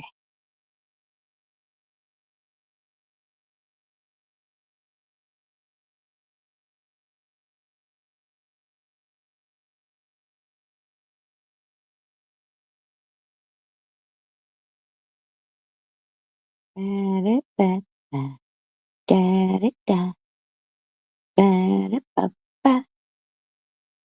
gonna go through some videos right now.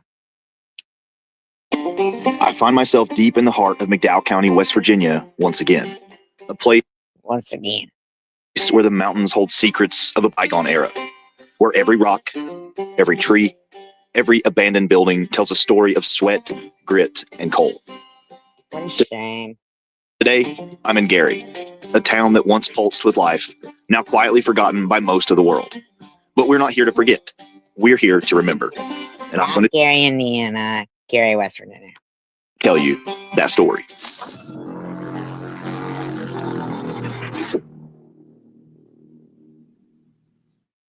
Gary wasn't just any coal town. It was the crown jewel of the U.S. Coal and Coke Company, an affiliate of J.P. Morgan's industrial giant, U.S. Steel. This place was part of a grand vision, a sprawling industrial... Yeah, I do believe U.S. Steel is still, like, profitable and stuff. They just, like, got all their money off the sweat of the coal miners, paid them in tokens that they could only spend at their store.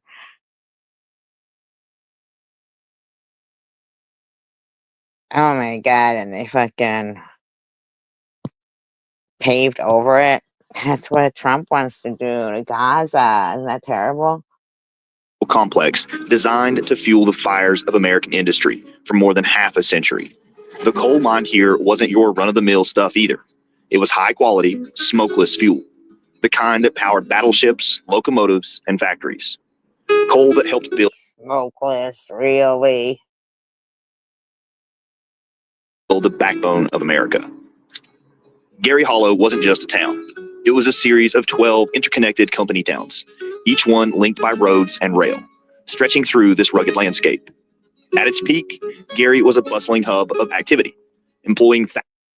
No, who can't? Oh, man.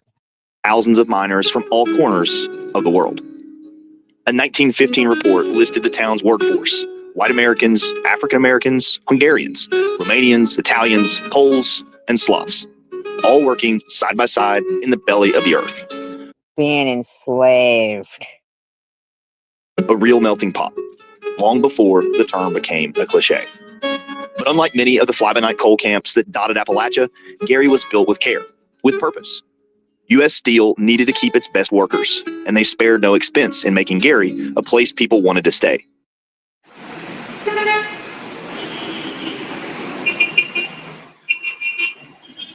Bye-bye.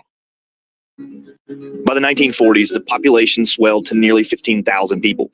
They had everything: a dozen churches, company stores, schools, restaurants, athletic fields, a bowling alley, and even a country club. This wasn't just a coal town.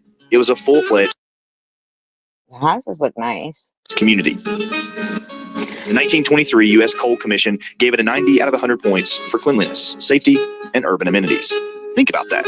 This place wasn't just surviving, it was thriving. And it's no wonder why. Gary was responsible for a quarter of the coal mined in McDowell County.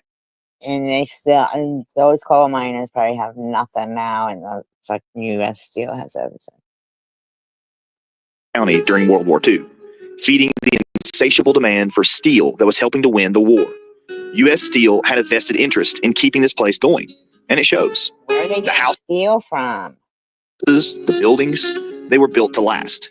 And you can still see that today. Even with most of the town now quiet, the echoes of industry long gone. As you drive through Gary today, it's hard to imagine the bustling streets of its heyday. But if you look closely, you can still see the remnants of what once was. The old churches. Where do they get the steel from? Many of them Catholic, stand as monuments to the European immigrants who came here in search of a better life. Like Our Lady of Victory Catholic Church, standing as a reminder of those immigrants who came here to work in the mines. I don't think they came to work in the mines. I think they thought they were going to get treated a little better. Came from Europe, from the deep south, from all over, drawn by the promise of a better life. This was the American melting pot, right here in coal country.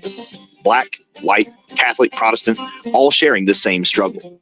In the coal camps, the divisions got blurry. When you live and work side by side, it's harder to hate your neighbor. Yeah, but they should be talking about what they were making them. Driving through these streets, you see it. The remnants of a community that didn't just fade away, it was ripped apart by economics. And yet, there's dignity in what remains. Old schools, like Gary High, abandoned homes, crumbling walls clinging to the hills. These aren't just ruins. They're markers of lives lived, families raised, dreams once so tangible you could almost taste them. Yeah, what happened? The railroad tracks still line the roads, a reminder of how everything here was once tied to coal. And Gary High School, home of the Coal Diggers, yes, that was their mascot, the Coal Diggers, was once a source of local pride. These days, the population is down to around 700 people. But there's still something in the air, a quiet dignity in the way the town holds on. But as with so many of these Appalachian towns, Gary's story has a darker chapter. By the 1970s, the coal was running out. The high-quality seams had been mined. That's what happened. And U.S. Steel, ever the pragmatist, saw the writing on the wall. In the early 80s, they began to pull out. The last mine closed in 1982, and by then, the town's unemployment rate skyrocketed to 90%. Think about that, 90%, the highest in the country. Thousands of people, many who had lived their entire lives in these hollers, were left with nothing. U.S. Steel sold off the houses, packed up their records, and left Gary to fend for itself. The years that followed were tough, brutal even. The town's population dropped like a stone. Here's another. Why pay thousands for prescriptions? Fix your vision in seconds with Smart Focus. No doctor, no hassle, just One that don't appear on no map. A place folks barely dare whisper about, as if speaking its name might call something back from the dark. This place ain't like other ghost towns, left to rot with time. It's been swallowed whole by the land itself, buried under shadow and silence, as if the earth was trying to erase what happened there. They call it Elsewhere, Kentucky, a town cursed from the moment it was founded, a place where the dead outnumbered the living long for the last. Damn, Elsewhere. Where do you live, Elsewhere? Damn. Last soul packed up and left. No one rightly knows when the town disappeared or why no record of it remains, but the stories linger like a cold draft through a broken window.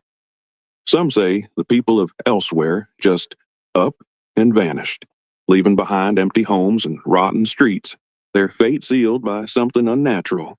Others That's kind of weird, huh?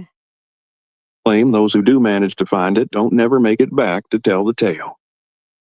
What little is known comes from whispers, from old-timers who shake their heads when asked, from travelers who swear they stumbled upon a place that shouldn't be there, an abandoned town choked by vines, with a schoolhouse where the windows are always watching, and a bell that rings even when the wind don't blow. This ain't just a ghost story.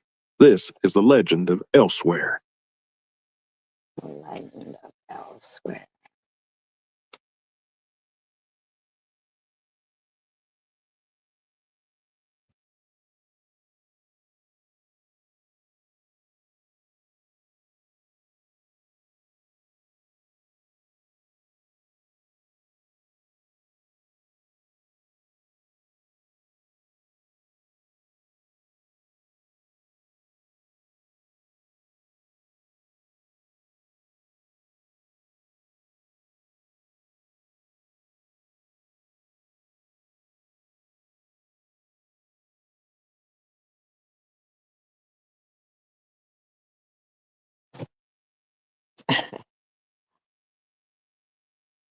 Way down in the southeastern corner of Callaway County, right near where Kentucky Lake stretches out like a dark, restless thing, there used to be a little town called Elsewhere.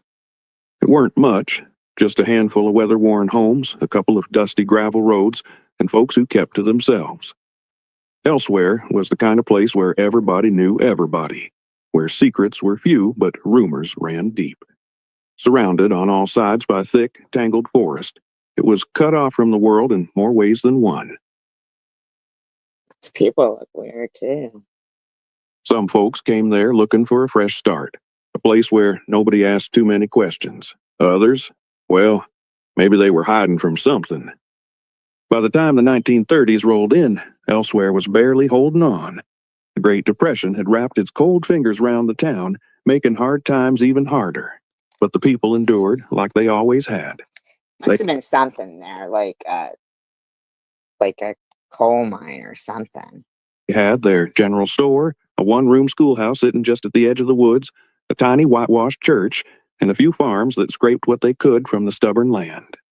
It was quiet. Too quiet, some folks might say. See, there was always something off about Elsewhere. The trees pressed in a little too close, their gnarled branches twisting like hands reaching for the town. The wind carried voices that weren't always there. The air had a weight to it, thick with something no one That'd be coal dust. could quite name. All right, enough about Trump wild wisdom for now.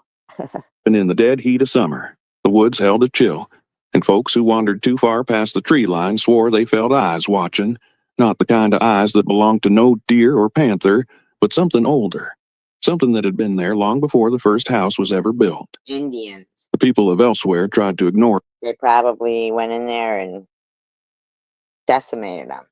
it, act like it weren't there, but deep I down, mean, these settlers probably did. they knew, and this town had a darkness to it, something buried just beneath the surface, waiting to be unearthed. The uneasy quiet of Elsewhere was torn apart on a crisp autumn day in 1934, leaving behind a stain on the town's soul that would never wash away. The tragedy took place in the one-room schoolhouse, a place that should have been filled with the chatter and laughter of children, but instead it became the site of something so unnatural, so wicked, that folks refused to speak of it for years to come. In other news, Massachusetts residents are going to be happy to hear this. It just came out. There's a new website where any At the center of it all was the school's teacher, a woman whose name has long since been lost to time. When she first arrived in town, folks took to her well enough. She was polite, soft-spoken, the kind of woman who always had a kind word for the little ones who filled her classroom each day. Weird to think didn't remember her name. Oh, maybe, Snow, maybe. But something began to change in her. Slow at first, like a sickness taking hold. She grew distant, her once bright eyes going dark and hollow. She started muttering to herself, scribbling strange symbols in the margins of her lesson books, staring out the window with a look that set folks on edge, like she was watching something in them woods that no one else could see. Then I wonder what she does. came the day that broke Elsewhere. The story goes that the teacher did something special for her students that morning, preparing lunch for them, a rare kindness in such hard times. The children, hungry and unsuspecting, ate what she put before them, never knowing death had been mixed into their food. One by one, their tiny bodies I know, I read that. writhed and twisted on the schoolhouse floor, their faces contorted in agony, their cries echoing through the wooden walls. And through it all, the teacher just watched. Didn't move, didn't speak, didn't lift a finger to help. By the time the town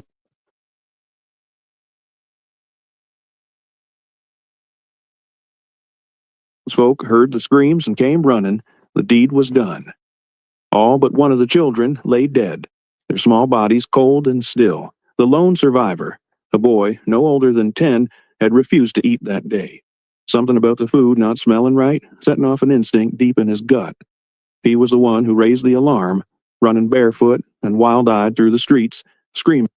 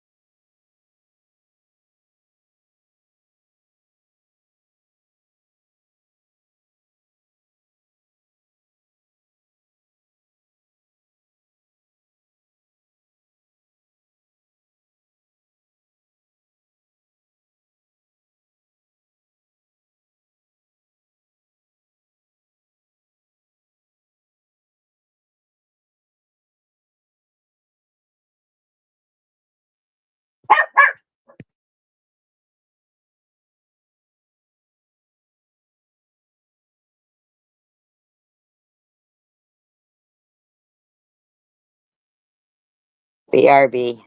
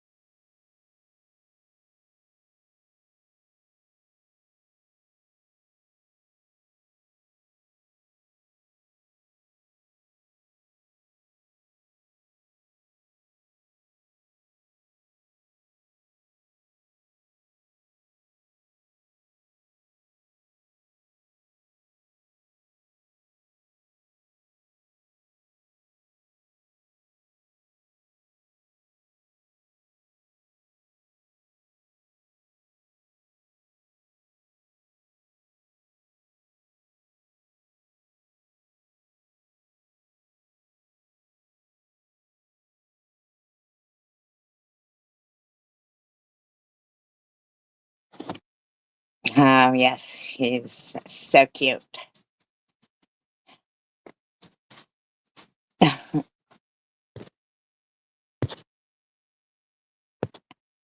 No, it is kind of terrifying that that lady did that to the little kids. You know what I mean? Like, that's crazy.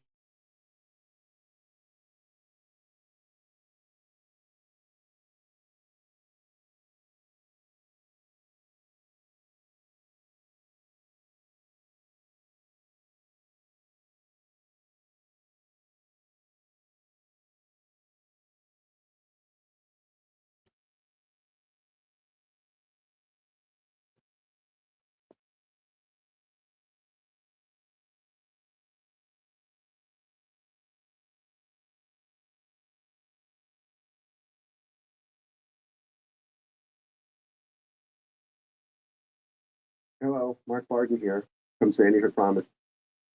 On December 14th, 2012, screaming of murder. When the townspeople stormed the schoolhouse, they found her sitting calm as can be, still at her desk, surrounded by the lifeless bodies of the young ones she was supposed to protect. She never fought back, never begged, just let them drag her out into the streets, silent as a grave. That night, they locked her up in a cell, waiting for justice to be done. But justice never came. Not the kind they expected anyway. When they went to fetch her the next morning, they found her dead. Not a mark on her, not a wound, nor a rope, nor a bruise, just gone. And the look on her face. They say her mouth was stretched open, her eyes Somebody probably killed her. bulging with a terror so deep it seeped into the walls of that tiny jailhouse, like she'd seen something worse than death itself, but no one ever figured out what. The town of Elsewhere never recovered. The Yeah, I wouldn't think so. dead children were laid to rest in a mass grave behind the schoolhouse, their tiny bodies buried together beneath the shadow of the very place that had betrayed them. The townsfolk marked it with a simple wooden cross, hastily carved, the names of the little ones etched into the wood like a desperate Oh, yeah, could have been. Yeah, you're right about that, Snow. plea for remembrance. But peace never came. Not for the children, not for Elsewhere. It started with the sounds. At night, parents who had lost their young ones claimed they could still hear them. Laughter drifted from the woods, light and playful at first, until you listened too long. Then it turned wrong, twisted, the kind of laughter that don't belong to no living soul. Some swore they heard the school bell ring, though I know, right? the schoolhouse doors had been nailed shut. Others woke to whispers, soft voices calling their names from the darkness just beyond their windows. Then came the shadows. Figures, small and darting, just at the edge of sight. Shapes moving between the trees, too fast to be children, too quiet to be animals. Livestock No, me neither. disappeared, crops withered, and one by one, folks packed up and left, leaving behind the homes their families had lived in for generations. But not everyone could leave. Some stayed behind, too stubborn or too afraid to run, claiming this was their home and no ghost was going to chase them out. But those who stayed, they changed. They spoke of doors slamming in the dead of night, of windows shattering though the air outside was still. A fog rolled in, thick and suffocating.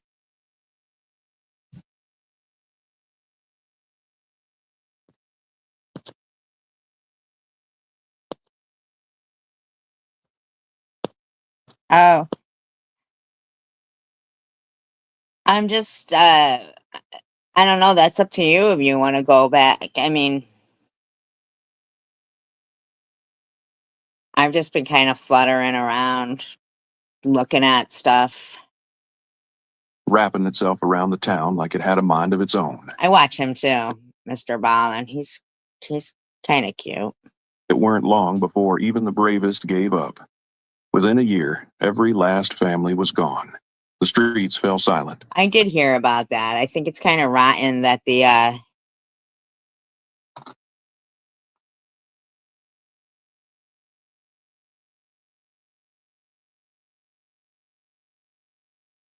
oh, can you not hear it? I think it was rotten though that the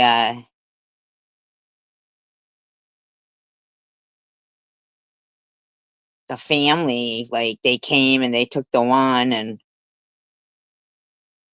like, why wouldn't they take all the kids and not have, well, I don't understand, like, why would they, the family, like, come when, had she not called them or something? Like, The houses rotted, their wooden bones splintering under the weight of something unseen.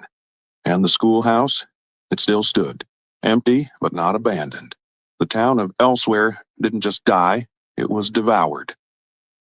Elsewhere slipped from memory like a dream that turns to dust. If you're unsure or unaware of your eyeglass prescription, or if your prescription changes frequently due to Breathitt County, Kentucky, a place with a past so steeped in violence that the press started calling it Bloody Breathitt. And I'm about to tell you that story.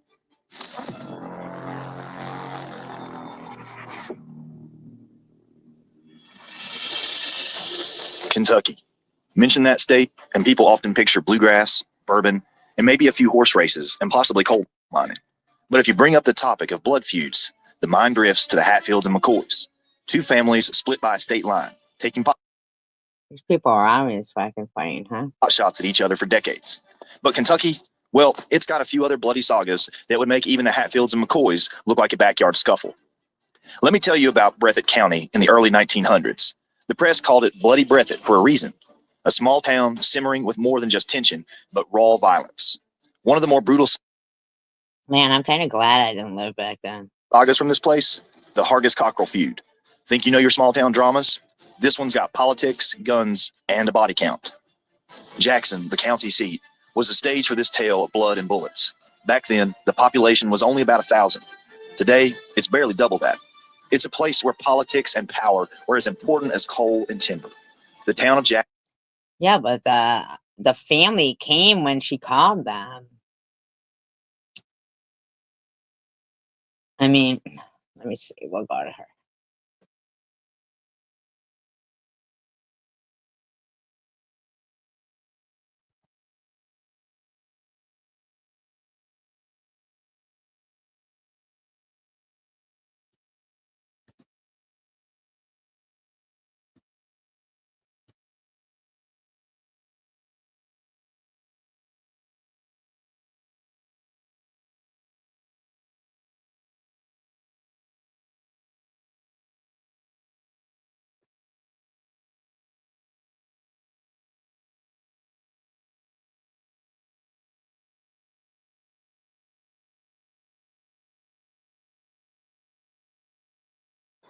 The mother of two children who likely died from hypothermia in a car is speaking out tonight. Her 9-year-old son and 2-year-old daughter were found unresponsive after spending the night in the Hollywood Casino parking garage. Over the past 24 hours, questions have been raised about why the family didn't get help.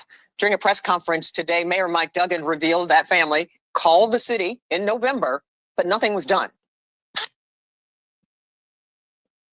Had they called back? For whatever reason, this wasn't deemed an emergency that caused an outreach worker to visit the family. Tonight, I sat down with that mother. She is 29-year-old Tatiana Williams. She told me she and her 4 children had been living in their van for the past 3 months. They said it was carbon monoxide. Oh, I don't know what it is. There's so many stories going around. I haven't even got the right story for my own kids. But I don't know. She doesn't know the right story. I mean, she hasn't even got the right story for her own kids. I think I do know is they could never be cold in their car because I keep gas in their car. I do what I got to do to keep them kids with heat. So it's not hypothermia. My kids could have never froze to death. But I called everybody. I called out of state. I called different cities. I called Detroit. I got on the cam list. I've been on the cam list for a long time. Nobody. Every time I call, it says no shelter, no bed. I thought I was How did she lose the place in the first place? doing the right thing. I tried to keep them warm at night. That's it. I was just trying to keep them warm. And nobody helped me. It took me to lose 2 of my kids to get this help. I don't feel good about it. If you ever find yourself without shelter, there are resources for you. Just scan the QR code on your screen to be taken to click on. In other news, Massachusetts residents are going to be happy to hear this. It just came out. There's a new website where any. Right now, we're going to turn to our other big story of the night. A father speaking to us tonight after learning 2 of his kids died from exposure to the cold in a casino parking lot. Yesterday, 7 News Detroit reporter Darren So he wasn't there. Cunningham spoke to the mother of those 2 kids about the tragic situation. Yesterday, I woke them up to wake them up from school. My son wasn't moving. And I kept saying, Daddy, please get up. Please. Well, tonight, Darren is getting the father's side of this story, hearing about the moment he learned 2 of his children had passed away. Darnell Curry Sr. wiped away tears while talking with me about his children, Darnell Jr. and Amelia, and the distressing phone call he says he took from their mother, Tatiana Williams, on Monday. I went to the gym. As soon as I got on the treadmill, she called. Jesus Christ. He's out working out while his kids are fucking freezing. What the fuck? Saying, can I make it to the hospital right now? I was hoping it was a sick joke, but it wasn't. According to Detroit police, 9-year-old Darnell Jr. and 2-year-old Amelia died while sleeping in a vehicle at the Hollywood Casino at Greektown parking garage. Investigators say the cause appears to be hypothermia, a tragedy So what was he doing? Nothing? Like, stemming from homelessness. I tried. I asked for help. I asked everybody, even people out of the state. But I tried. I tried to keep hotels. I tried to pay people to stay there. Yeah, right? It wasn't working for me.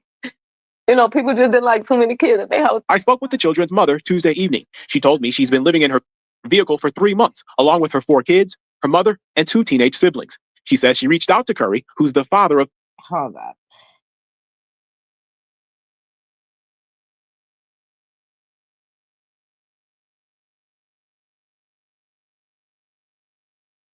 Eight people? 3 of her children. I asked him, I said, can you get your kids for me? I said, I need help. You know I'm homeless. I done kept a room this long. I couldn't keep it no more. They were homeless. Had Tatiana ever reached out asking to... No, she did not. All she said was, can I get them? Can I get them? Just to get them? And can I get them? Because you're homeless. So she was fucking reaching out.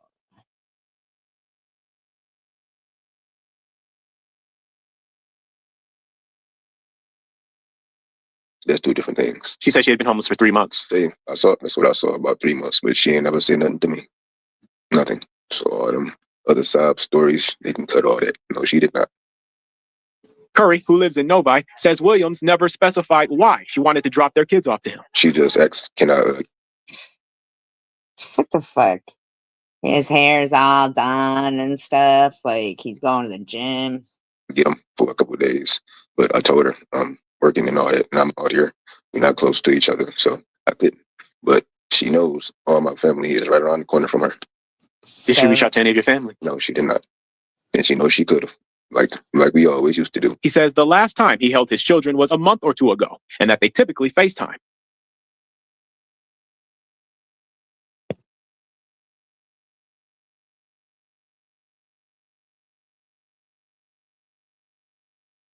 Moments he will miss. And there's a police investigation into this. What is it you would like to see come of this? Obviously, nothing's going to bring back your 9-year-old and your 2-year-old. It don't matter to me. Can't get them back, so it's whatever. Don't matter to him.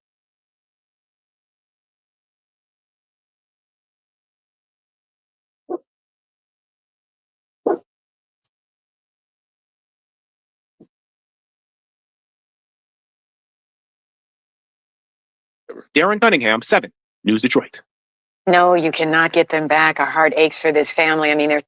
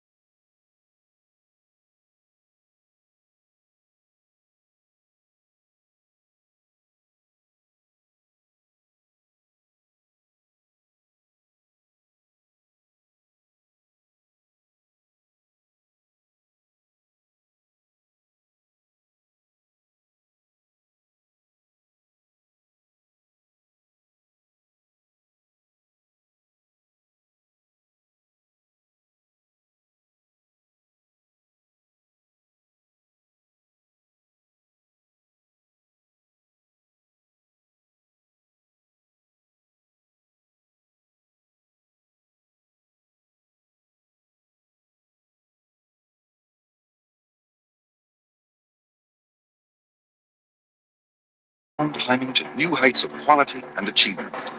Just imagine the cereal capital of the world, Battle Creek, Michigan.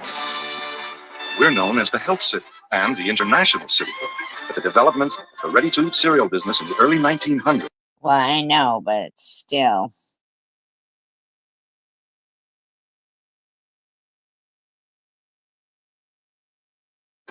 And over 40 cereal manufacturers helped give us the title that's still with us today, cereal capital of the world.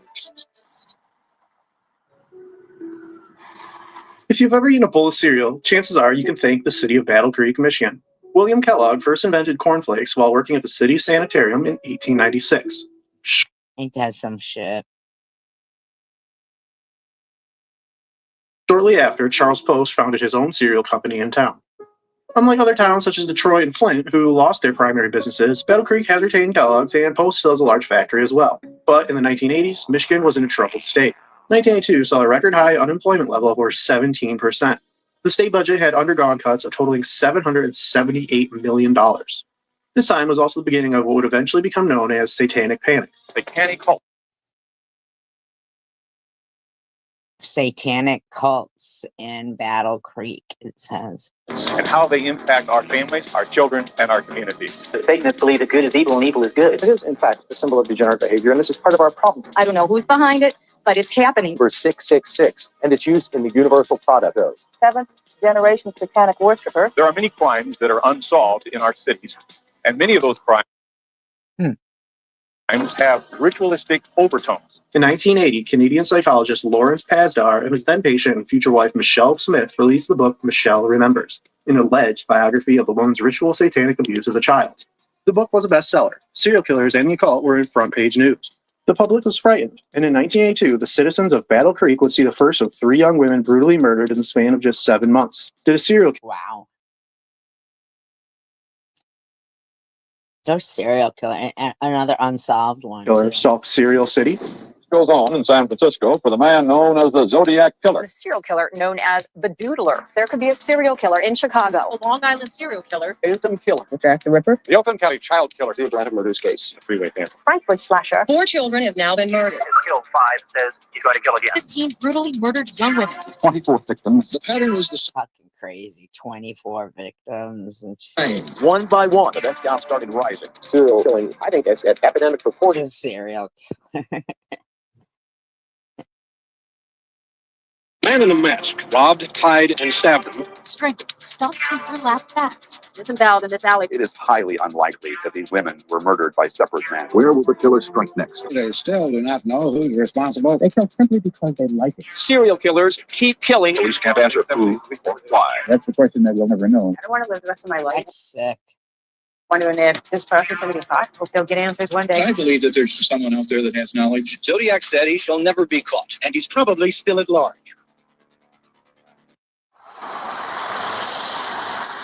These are the River Apartments, located in the northern edge of Battle Creek city limits. It is where 20-year-old Maggie Hume moved with a roommate in May 1982. The ex-cheerleader and National Honor Society member had just graduated from Kellogg Community College and was working as a secretary at a local doctor's office by August. Not like a streetwalker. Not that it's better, but I mean, like, most of the times when you're hearing it, it's, you know, people who are putting themselves, you know, I mean... On the morning of August 18th, Maggie, always on time, didn't show up for work. After continuously getting a busy signal, her coworkers phoned her boyfriend, Virgil J. Carter, and her brother, John Hume. The pair went He looks like a real winner. to apartment 19 and entered, finding Maggie's alarm clock still ringing. The phone was off the hook, and Maggie's glasses were on her shelf, glasses the girl desperately needed to be able to see with. The two called the police, who came to investigate. It was then that they found Maggie. She was stuffed inside a sleeping bag beneath some clothing in her closet. Wow. That sounds like somebody who feels comfortable to be there. Suspicion immediately fell upon Jay, who had been looking inside the closet first and claimed not to see anything. Furthermore, he had been with Maggie the night prior until about 11:30 p.m. Her roommate, Margaret Van Winkle, had phoned during that time to say she would not be getting in until 4:30 a.m. A pair of grass-stained footprints were found on this power box that the killer climbed on to hoist himself up onto the apartment balcony. Oosh, jeez, that's a hell of a He's gotta be a tall person. Those footprints then led directly into Maggie's room and directly out again, meaning not only did the murder happen in a 5-hour window when she was alone, but the killer also knew her exact room. Besides Jay and Margaret, the only other person who might have known was Maggie's ex-boyfriend, Jim Downey, who had phoned that night while Jay was there. Jay was described as a possessive boyfriend who openly flirted with Maggie's friends. Wonder if they checked their footprints. Even at her funeral, he made passes at some of the grieving women. Oh my God. Jay also said some strange things. He told them that Maggie had been raped and strangled before the coroner's report told the police this information. Both Jay and Maggie's ex-boyfriend were given polygraph tests. Both failed. The ex-boyfriend demanded a second test, which he passed. Jay did not ask for another test. It was also noted at one point during the test he became silent and bowed his head, body language that commonly signals a forthcoming confession. Unfortunately, this coincided with one of the technicians entering the room, and he snapped out of it. With no physical evidence to pin on Carter, the case went cold. 17-year-old Patricia Rosansky left her home Don't say that. on South Broad Street to walk to nearby Battle Creek Central High School. Her route would take her onto Capitol Avenue and then up to Calhoun Street. Patricia had been living with her brother and his wife after their mother had died 6 years prior, and the group had moved to Battle Creek from New Jersey in 1982. Patricia and a friend were just a block away from school when they spotted some classmates that her friend stopped to smoke a cigarette with. Patricia continued on, but never made it to school. Throw your AirPods away right now and get shit. these instead.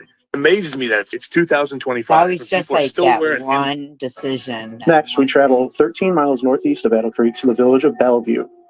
On the evening of March 13th, 17-year-old Carrie Evans left her grandparents' home here to take a walk along Main Street. Evans had moved in within the month prior from her mother's house in Manchester, Michigan. Unlike the other two girls, Carrie's childhood hadn't been as pleasant. She had gotten into routine trouble and, as would become a major deal in the case, was interested Unlike the other two girls, the other girl's mother died. in the occult. This is the North Branch of the Kalamazoo River. It runs from the river apartments 2 miles down to this area. The woods on the north bank are used as an unofficial trash dump. An unofficial trash dump? That's so fucked up.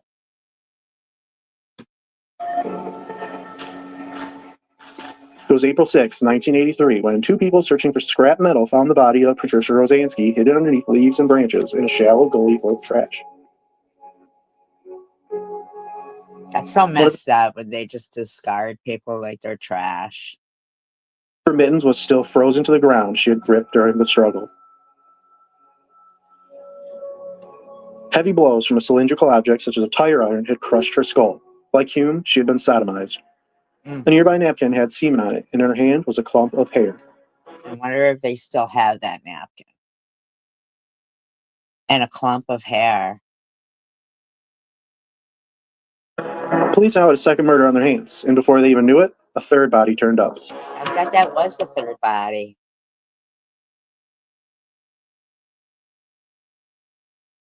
No?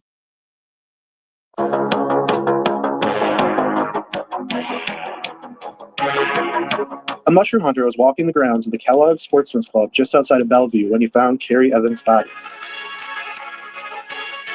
Like Rosansky, she had been raped, strangled, and her partially nude body was covered with debris. Isn't this the fourth one? As the investigation began, street talk linked Rosansky's murder to a satanic cult. One of the main suspects was a Satanist who supposedly led black masses in Kalamazoo. Furthermore, Evans had a red jacket with 666 on the back.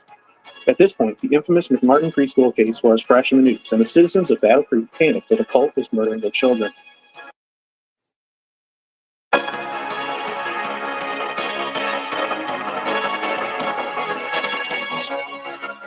It is during this panic that 17-year-old Mary Ann Davidson disappeared.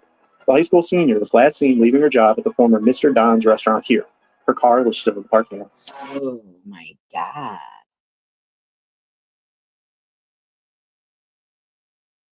Right from walking out to the car?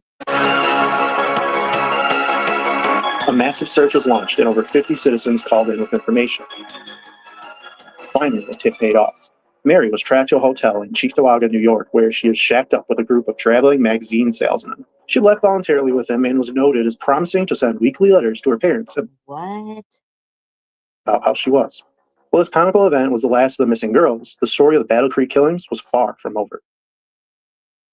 This is WUHQ TV 41, an ABC affiliate, serving Battle Creek, Kalamazoo, Grand Rapids, and all of West Michigan. The following year, the local Crime Stoppers aired a special show profiling the Hume and Rosansky murders, doubling their normal Now it says 11 slayings. reward fee of $2,500. The Hume family added another $10,000 to that reward. Tips from this show led police to 29-year-old Thomas Kress. 6 separate witnesses claimed he told them a very accurate description of how he killed Rosansky. Kress also lived in a house located here, where the new high school stadium is located, almost exactly where the girl was last seen. The only problem was Kress had an alibi for the time of the murder, nor did his hair match what was found in her hand.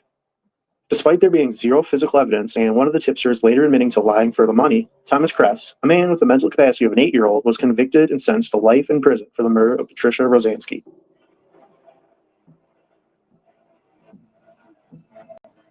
One year later, police received word that serial killer Michael Ronning was arrested in Arkansas for the similar rape and murder of Diana Henley.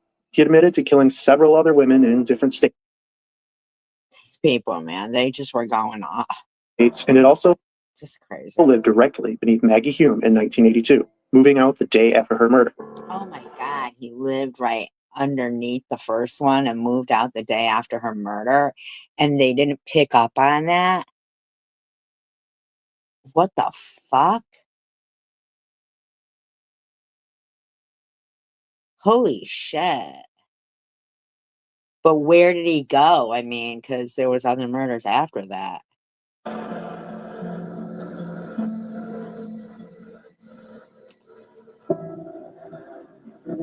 Battle Creek detectives tried to interview him in 1987, but Ronning refused. It would not be until 1992 that they made him a deal.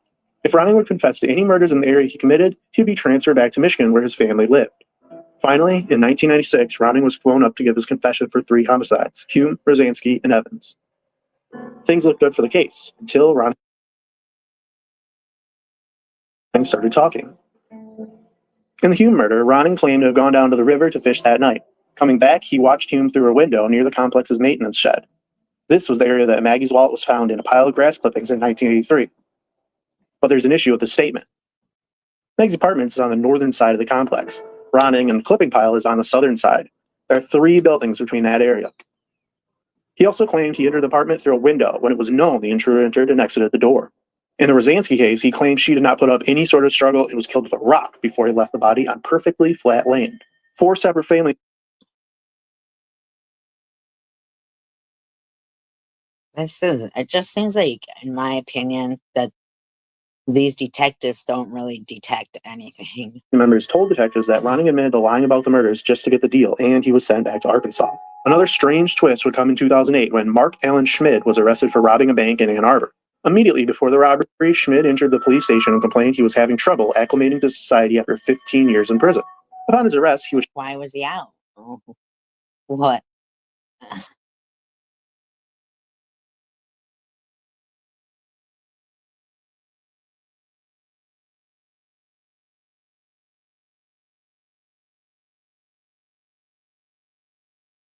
What the fuck was he out for? Like, what had he done? would shock police further by confessing to the murder of Carrie Evans. Mark had been a suspect during the initial investigation and was interviewed in prison in 2004 when the Evans case was reopened, but nothing came of his interview. Schmid later admitted So why was he back in prison then? Like, that he had confessed to get more prison time, as he did not want to be a free man. In 2005, Maggie Hume's case was reopened. Upon reinvestigation, police recommended prosecuting Virgil J. Carter. It was not pursued because his DNA was not found under her fingernails. that's so crazy. They just want to prosecute. This brilliant trick will keep your home pest-free forever, no matter what kind of critter you're dealing with. It quickly keeps rodents. Ladies and gentlemen, this is a warning. Thank you. And left to die. And Shannon, witnesses say it really started in the alley behind this restaurant where Allow him. homeless people tend to gather. And this is really bizarre. They say the suspect was wearing gloves with blades, and he also had face paint on. 29-year-old Brian Lucero dead. His friend witnessed an argument earlier in the night. I believe the suspect in this case came there to kill my friend. Even He had gloves with blades. though he lived on the streets, Lucero has family in Arvada. His brother gave us this picture, but said they aren't ready to talk. Friends say he often slept behind this gas station near the murder scene. I thought I would find him there today because I didn't want to believe it. The Colorado Coalition for the Homeless calls the murder discouraging. And with more and more people on the streets, there's greater... So It's like the wild, wild west down here. Their home would be doused with gasoline and their lives taken. A 45-year-old mother of 8 was found in this field along Bessemer Avenue, strangled to death. This one is East Cleveland. Could Cleveland have a serial killer problem? Yes, they do. Group says our city has not one, but 2 murder hotspots. He knew how to coax them, how to get next to him. He knew how to make them feel comfortable. This is a man possessed with 2 evils. He raped them and killed them. 11 of them. Put an extension cord around her neck and began to squeeze it until she could not breathe. Their bodies were found in the burned-out vehicle last month on the eve of Halloween. This is crazy. This world's going nuts. Police have discovered a true house of horrors. East Cleveland police found the decomposing body of a female victim on Friday. East Cleveland today. 3 bodies were found in an East Cleveland neighborhood. East Cleveland killings. Killing 3 women in East Cleveland. It's very disappointing to see East Cleveland the way it is today. No one lives on the street. It looks like a war zone. He's done. He's out. I'm so sick of him coming in here saying shit like that, man. Boarded up. Trash scattered everywhere. And house after house sitting on... Man, this city shouldn't even be fucking leaving. No, I don't even know what that means, but I thought he was talking about like if you had a back pain or something. But he's blocked. On this empty East Cleveland street. The series of unsolved murders along East 93rd in Cleveland can't be ruled out as the work of a serial killer. This looks like a hunting ground. They don't stop until they're caught. I don't want to speculate that there is, but I don't think you can say that there's not. Police do not believe that the suspect acted alone. There are multiple predators, I believe. This girl happened again. Yeah, there's multiple predators. People that lost their life here on 93rd, not one person has been brought to justice. We simply have insufficient homicide detectives. Lack of police on the street, lack of police in our specialized units, and the lack of technology. You put those 3 together, you got a perfect storm. We do not have just a serial killer, but up to 3 who could have committed up to 27 murders. Cleveland has a serial killer issue. The killings have not stopped, and a case in Euclid just last year suggests they may have even spread. Our investigation continues tomorrow night, where that's crazy. We will pinpoint 2 areas of town where the algorithm found that killers appear to be gravitating most, and we are uncovering more clues as to why that may be. I'm Andrew Ferenczi, Channel 3. The detective, I mean, I get it. They don't have enough. I get it.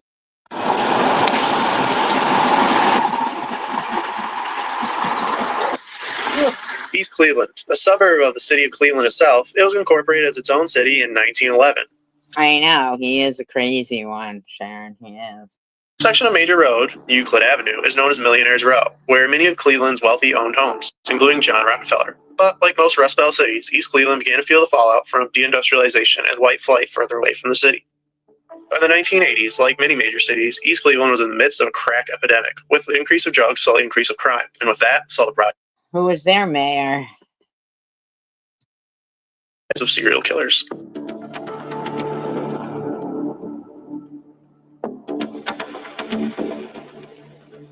Cleveland itself has been a hotspot for serial killings as far back as the unsolved Cleveland torso murder in the 1930s. Torso murder?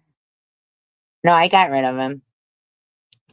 For this episode, we'll be narrowing down on a specific section of East Cleveland, this small corridor between Euclid, Shaw, and East 133rd, which takes up just over a half square mile, and has seen not 1, but 3 serial killers.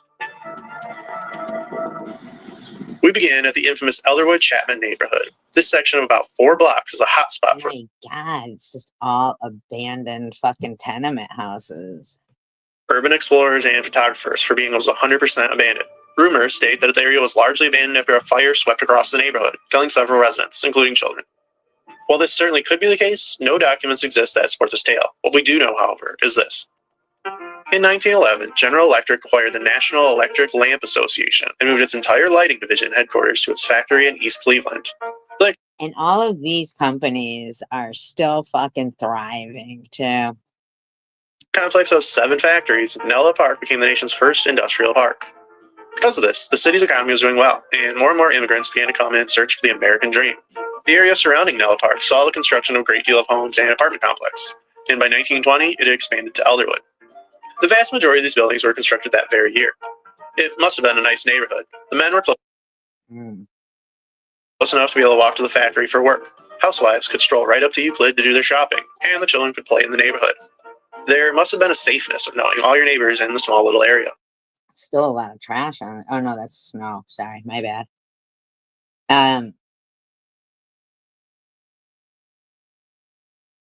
Oh really? Hot pack to me means like something to put on your back or something. During the 1950s, East Cleveland was the most densely populated suburb of Cleveland, and the population stayed more or less consistent through the 1970s.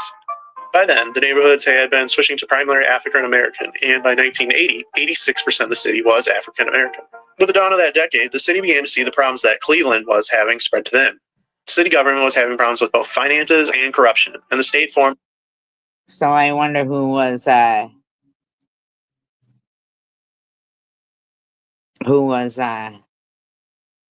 mayor then.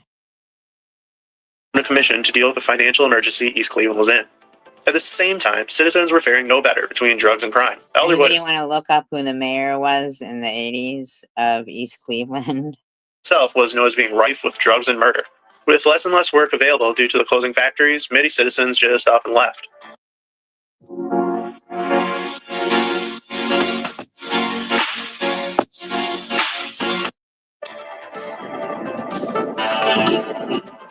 There are over 15 abandoned apartment complexes still standing, and many more homes left.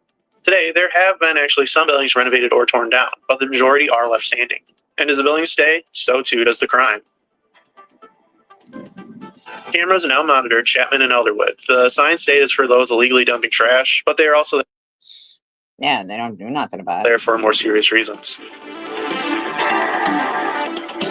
2004. Owen's body was found in a group of bushes. The leather belt she was strangled with was left wrapped around her throat. 2011. A robbery goes wrong and a man is killed in his car. 2013. A string of arsons burns many of these buildings. 2017. Arco Recycling is sued for environmental hazards. Cleanup costs.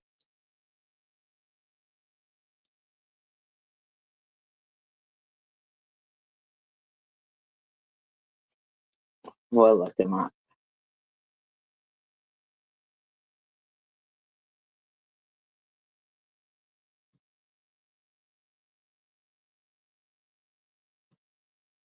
Thank you.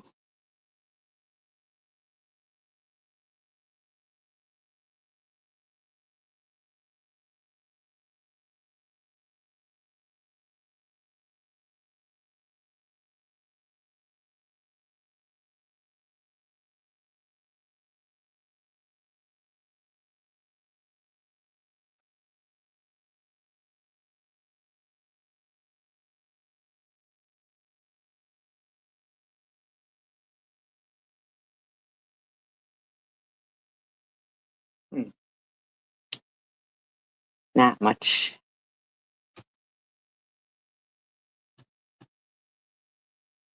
About him.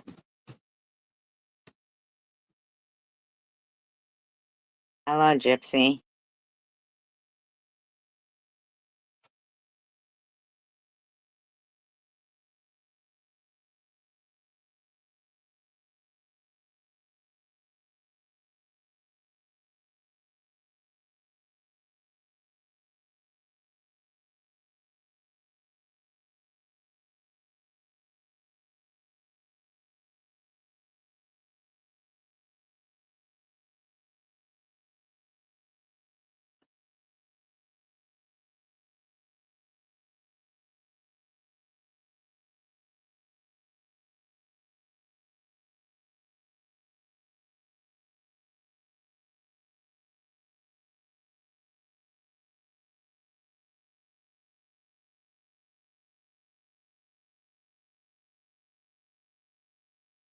It's really not.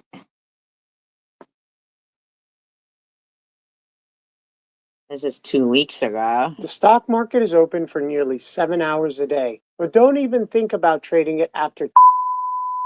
Breaking news alert. Newscast, East Cleveland's mayor now suspended from office. Thanks for joining us for the news at 11. I'm Chris Fry. The mayor facing a long list of charges. Caitlin McCarthy in East Cleveland tonight with the breaking developments. East Cleveland Mayor Brandon King has been suspended after being indicted back in October for multiple charges, including theft in office. Tonight we Wow. Theft in office. spoke with a councilman about what's next for filling the city's top leadership role. This was a blessing in the making. Thus far, this is going to give opportunity for East Cleveland to start making better choices. That's the reaction from East Cleveland Councilman Twan Billings over Mayor Brandon King's suspension from office. King, who was reelected as mayor in 2021, was indicted by a Cuyahoga County grand jury back in October. His charges include 2 counts of theft in office, 4 counts of having unlawful interest in a public contract, and soliciting improper compensation. A special commission Wow, you would think Trump would get indicted for the same of thing. 3 retired judges, appointed by the Chief Justice of the Supreme Court of Ohio, voted 2-1 on King's suspension. They said, quote, "The conduct underlying the charges as set forth in the indictment adversely affects the functioning of Mr. King's office and the rights and interests of the public." The city released a statement shortly after the decision came down, saying Council President Lateef Shabazz is next in line for mayor. Billings says whoever holds that office has a big role to fill. We need people that's going to be in office, whether it's council, whether it's the mayor's office.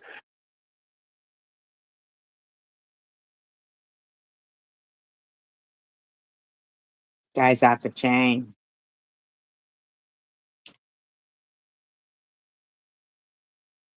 I'll find it.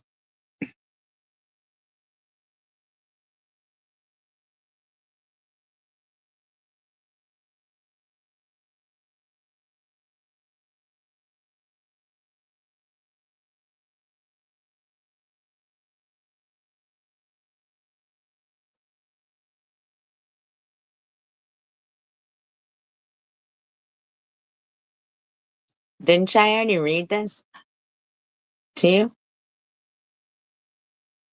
Oh, you already heard it, right? Because I already read it about.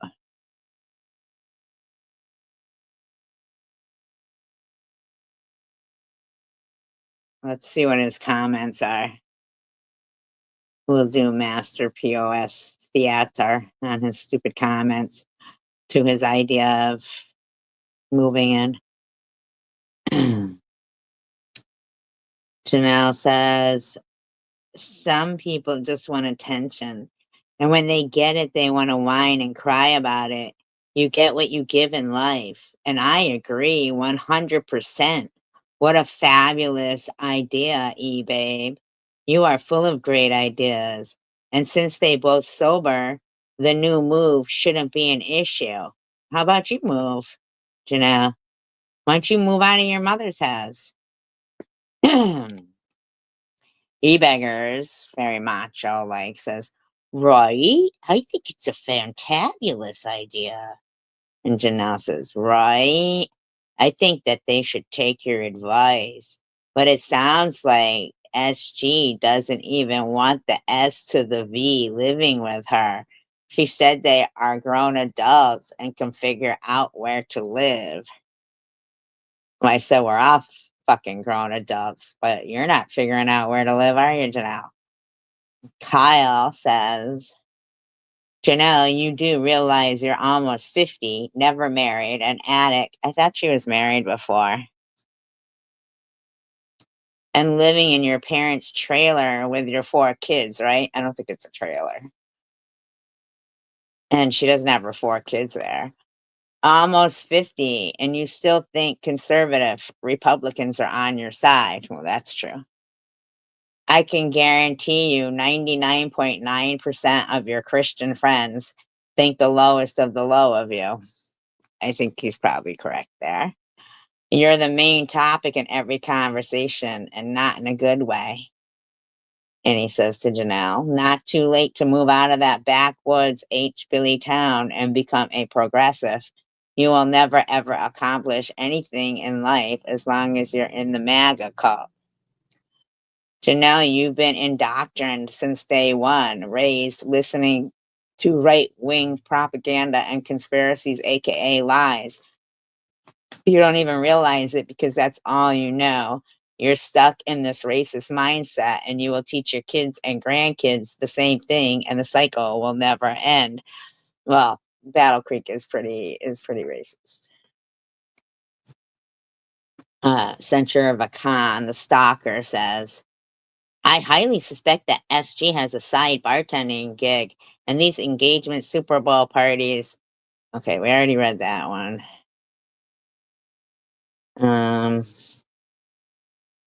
Janelle says, I imagine it was deviled eggs with a side of cat and dog hair. To Gearhead, exactly, 100% got me there. Remember those words when she is analyzing others' every move and decision, claiming moral superiority or a moral compass. At the end of the day, I don't really get it. I just don't like liars and hypocrites. I just don't know why you're stalking me, Censure.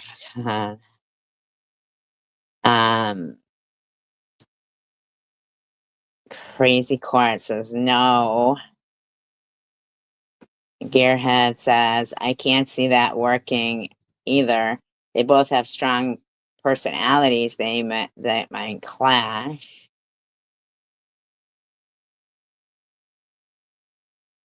Woody Woodpecker, never happen. SV has to be in charge of everything. Why was this like, I don't even know like why this was such a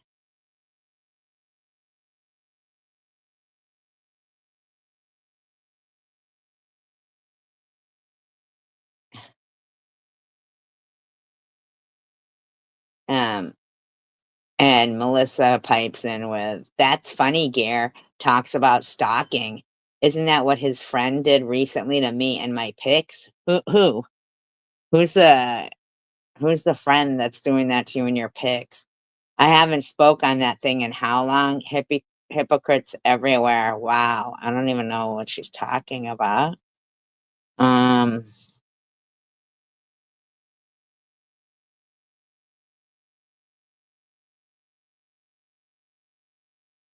E-beggars. That's such a fucking weirdo. Like, he should just worry about his own life, I think.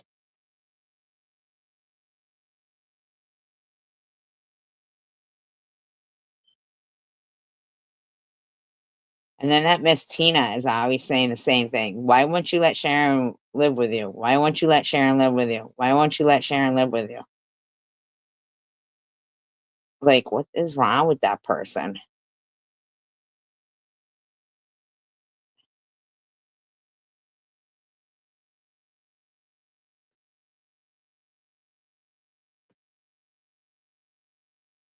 So fucking weird.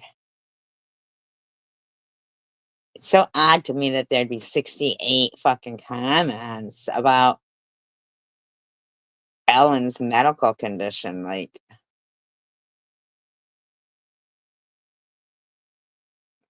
fucking Swiss.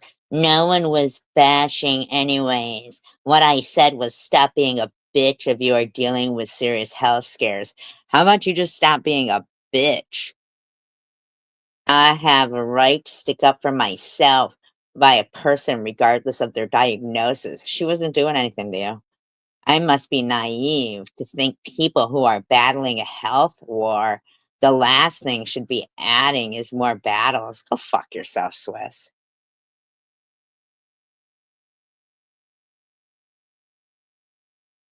Preserve that energy and strength for the real war at hand. Wow, looks like you're not wishing her the best, huh?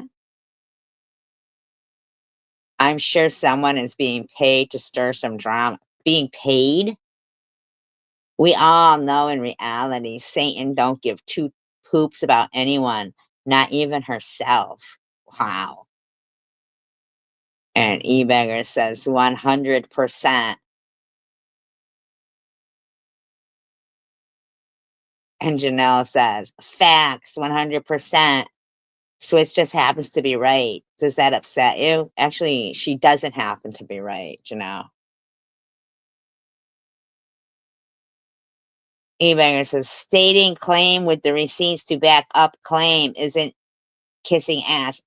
Listen, buddy, it's not your claim. It's not your business, you fucking skank. It's stating a fact. No, you're not stating a fact. You're just clipping and pasting what could be.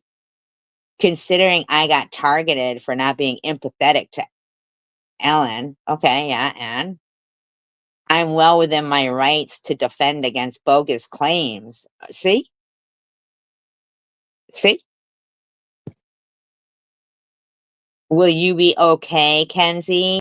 Does that hurt your feelings? Do you need a hug? Ugh, who'd want a hug from you?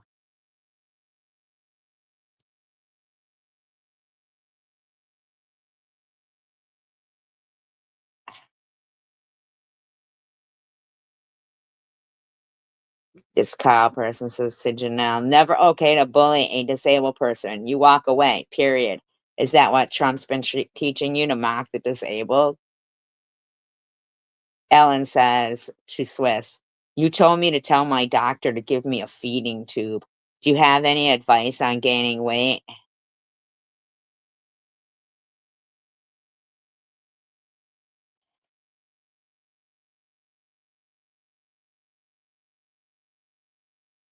And eBeggar says, I can't even begin to imagine the levels of hell you must experience waking up each day to a President Trump triggering your severe case of TDS daily. I didn't care for Biden, but I didn't wake up each day thinking of how Biden and Biden supporters trigger me. That's because every day you didn't. This is eBeggars. That's because every fucking day, eBeggars, you don't wake up and see how some fucking dick is destroying the world. In fact, it was the opposite. If someone voted for Biden in 2020, great. At least they participated and voted. Same for 2024. Trump won this time. Get over it. In 4 years, you get to vote again. You need to shut the fuck up, eBeggars, and stop fucking pretending. America will still be here in 2028 for the next elections. I know, right? Swift says, Ellen, you go to the doctor or the ER and drink Ensures. Oh, how about you just tell her how you fucking gained weight, you six chin bitch? And yes, they could also start with a feeding tube if you can't hold food down. Why don't you just go fuck yourself, Swiss? I don't know why you are losing drastic weight. I don't know why you're gaining drastic weight. Maybe you should tell me how to lose weight. Yeah, maybe you should. Maybe you should go to the ER, motherfucker. Since you are always calling me a pig or fat, I guess compared to 80 pounds, I would be a fatty, huh? However, I am a healthy fatty. How do we know? Go to the fucking doctors who told us you have a mental breakdown that makes you be into all this. And says to Swiss, I don't know why she's fucking uh, engaging in it. I do drink Ensure and can hold all my food down. I go to Advanced GI on the 27th to discuss removing the stones and more. Go on the 25th for colonoscopy and another test, but I can't remember the name. I've been waiting months for these appointments, and I'm hoping the stress from my other tests is the reason for the weight loss. I don't know, but I hope. And then at least chilling with Janelle is, uh, given her, advice about Ensure and where to get it and how she feels about trying to gain weight.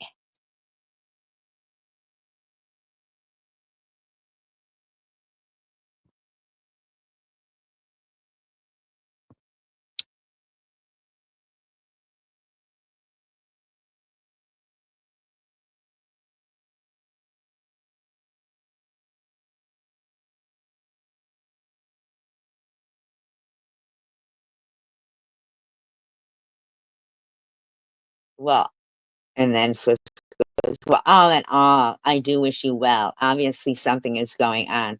Be aggressive with getting in sooner if you can, because she just wanted to switch it up because Chanel had, been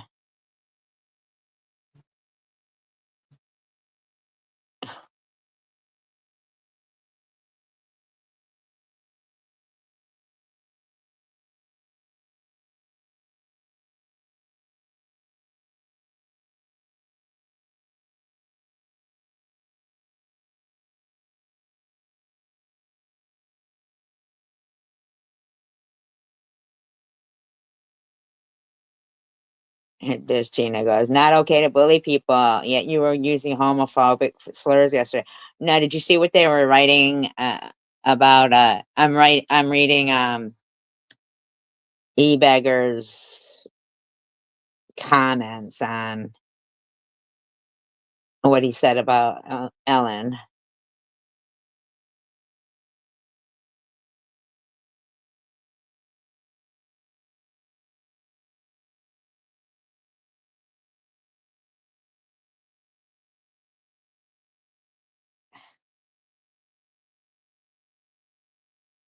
No, I don't think that's crazy shit.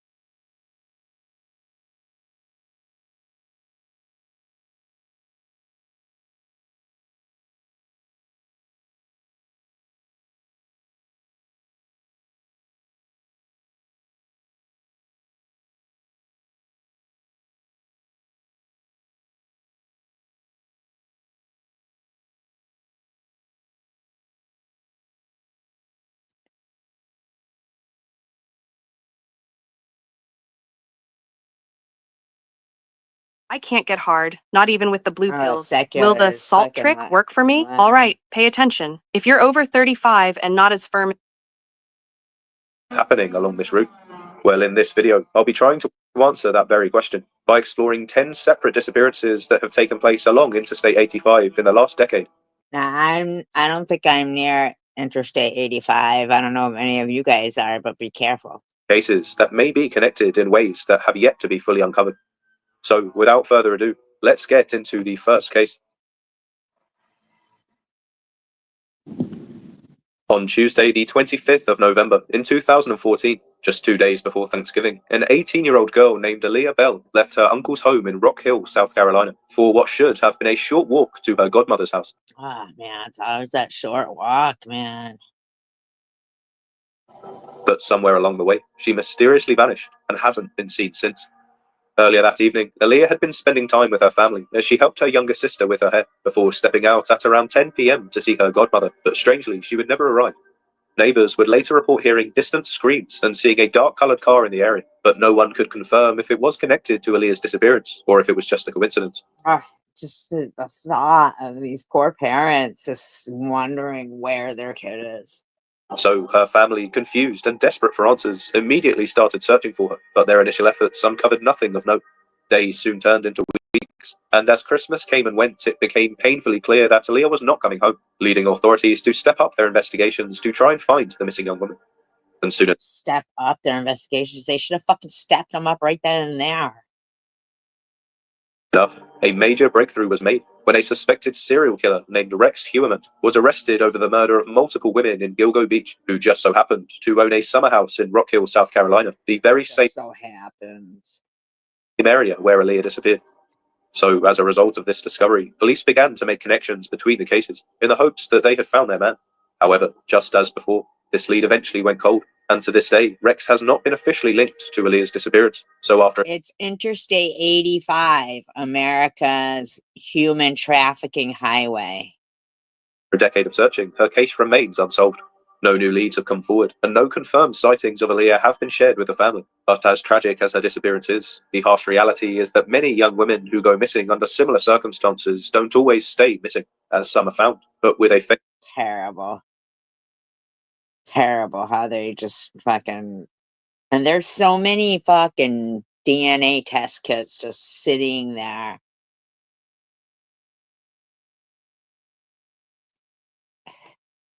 Fate far more heartbreaking, as you will soon see in this next case.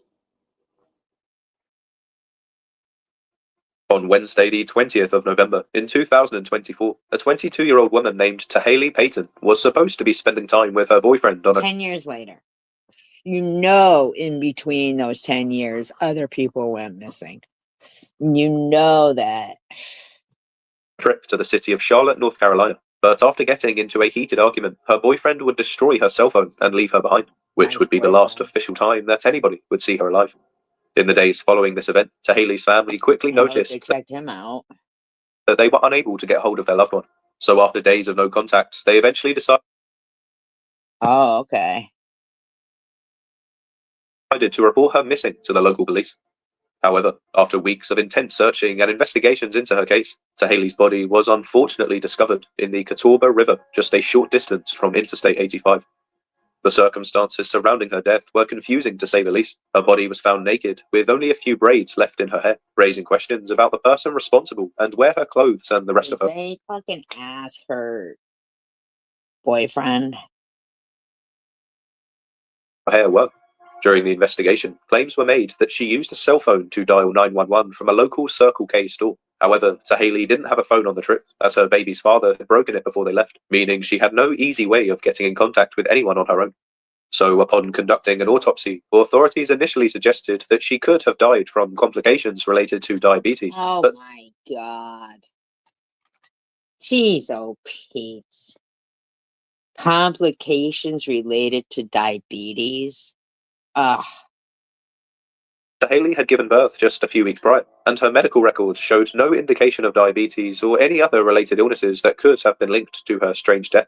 And even more perplexing, after examining her body, it was discovered that despite being found in a river, there was no water in her lungs, meaning she had likely died before entering the water.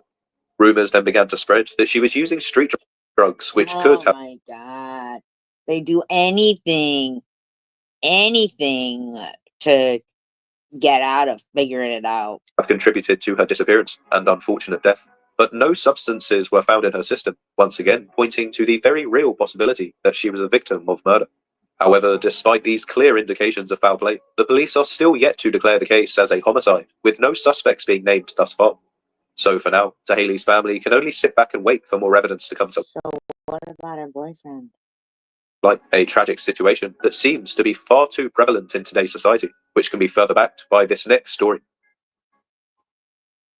My name is Richard, and I take care of my mom. It's my mom. It's only one mom you have in this world. If you're caring for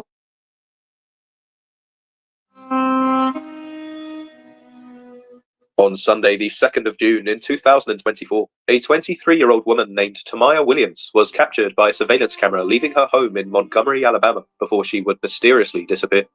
Later that day, her mother began to grow concerned when she failed to return. These people don't even look for them, in my opinion. Home, especially as Tamaya had work in the morning. So when she woke up the next day to find that the house was still empty, she instinctively reported her missing to the local police. Officers were then sent out to Tamaya's place of work, where they interviewed her colleagues, and searches were also conducted by the family in the hopes of finding out where she could have gone. And eventually, the police Family, always by the family, because cops always come up with some excuse. uncovered some camera footage of her Dodge Avenger being driven down Interstate 85 the following day. Tamaya's face was then plastered all over the media to help spread awareness of her case, and a few tips did eventually come in from witnesses who claimed to have seen a woman matching her description. However, despite the efforts of everybody involved, it seemed like her case would never be solved, as months would continue to go by with no answers. That is, until December of 2024. When her skeletal remains were finally discovered in Walker County, Georgia, in the Cooper Heights community. A homeowner had found part of her remains in their yard, and the rest were located in a nearby wooded area, which was enough for the authorities to identify Tamaya Williams as the victim. However, despite the incredibly suspicious way in which her body was discovered, the case remains under investigation to this day, and authorities are currently awaiting the autopsy results to determine the exact cause of her death. So, given that Tamaya initially went missing near her home in Montgomery, located not too far from Interstate 85, it's no surprise that her case has been tied in with so many other missing women from this area that have either been... Man, they are just trying to...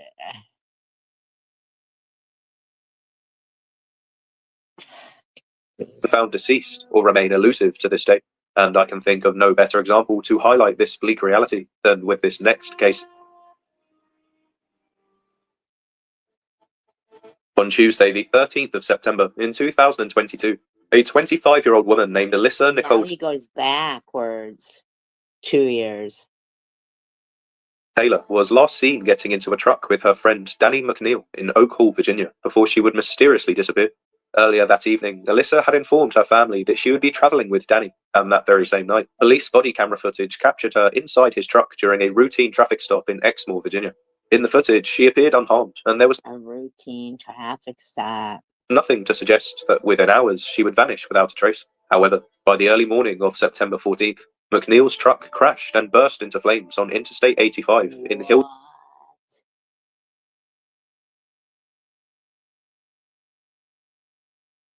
What? His truck crashed and burnt into flames? Hillsborough, North Carolina. Authorities were able to recover McNeil's body from the wreckage, but Alyssa was nowhere to be found. Some of her belongings were discovered at the crash site, raising even more questions as to whether or not she was in the truck when it crashed. And if not, where did she go? Despite extensive searches and investigations, no one has been able to determine what really happened to Alyssa. Oh my god, I bet you any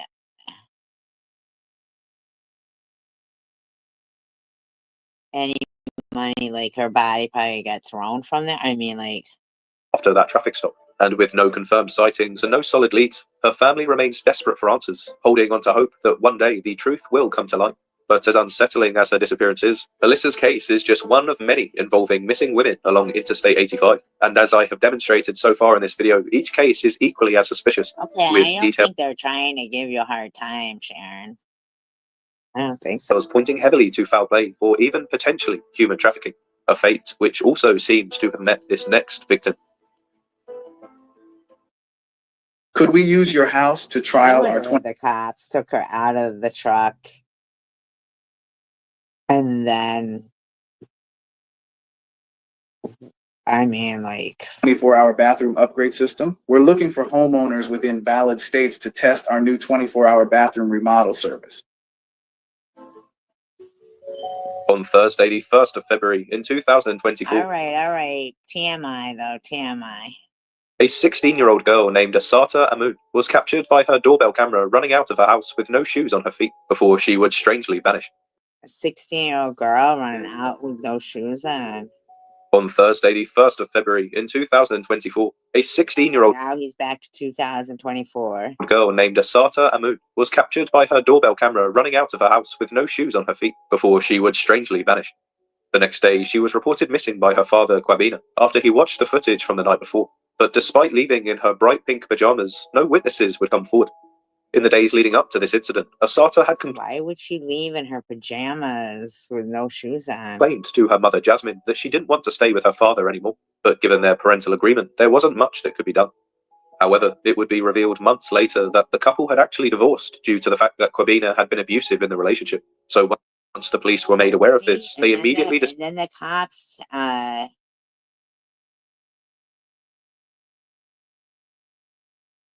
you know, the judges, the courts have to go see him.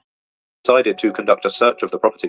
But even after bringing Kwabena in for questioning and seizing as much evidence as they could, to this day the case remains unsolved, and the missing teenager is still yet to be found, leaving her family understandably devastated as they await any further updates to the case.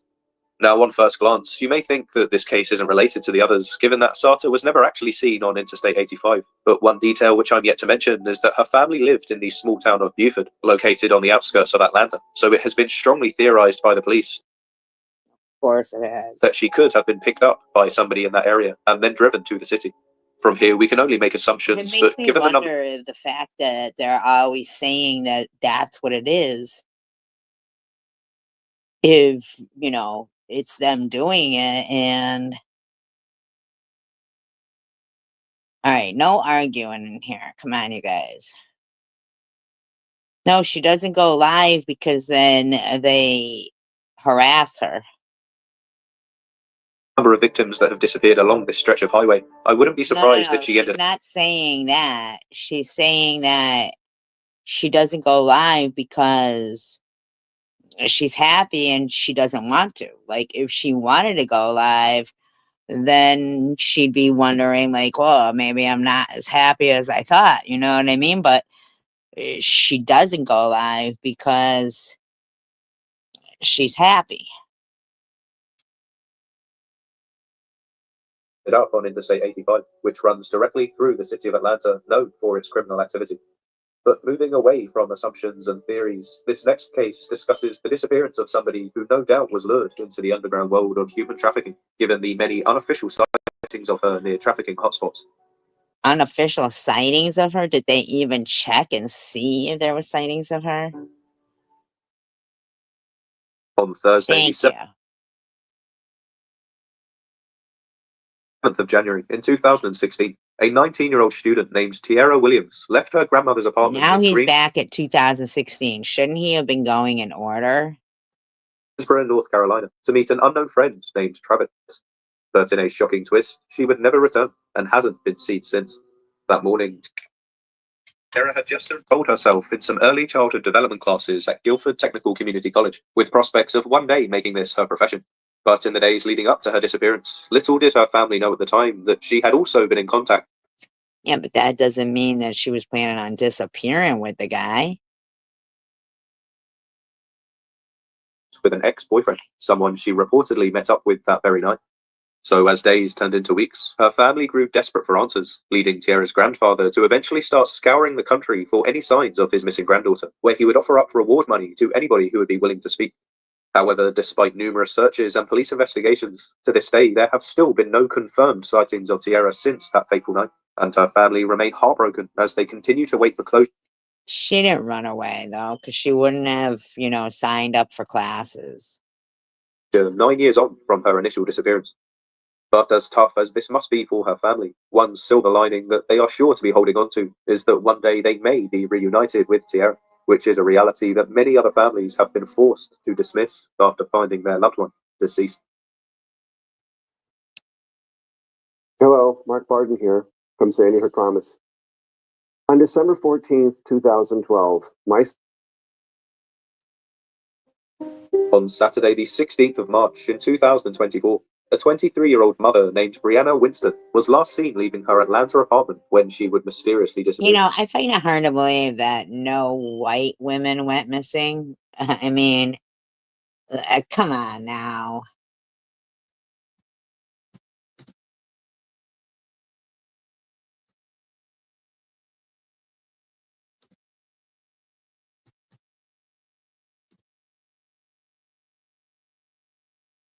Hi, Drowsy Doll. Hello.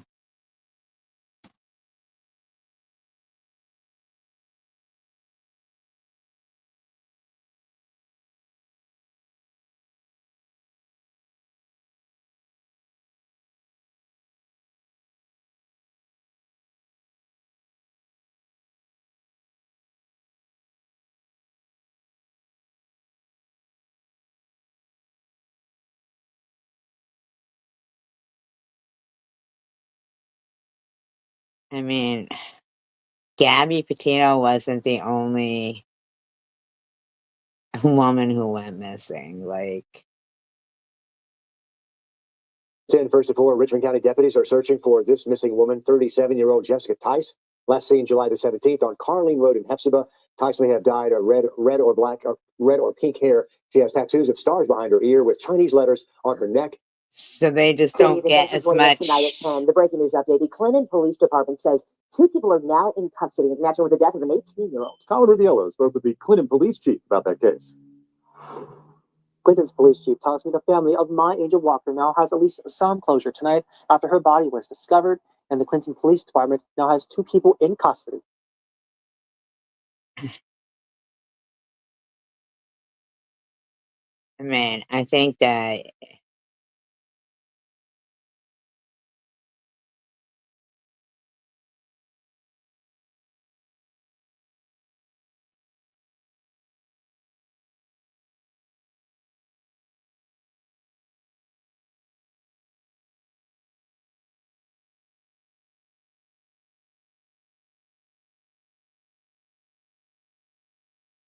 Murdered.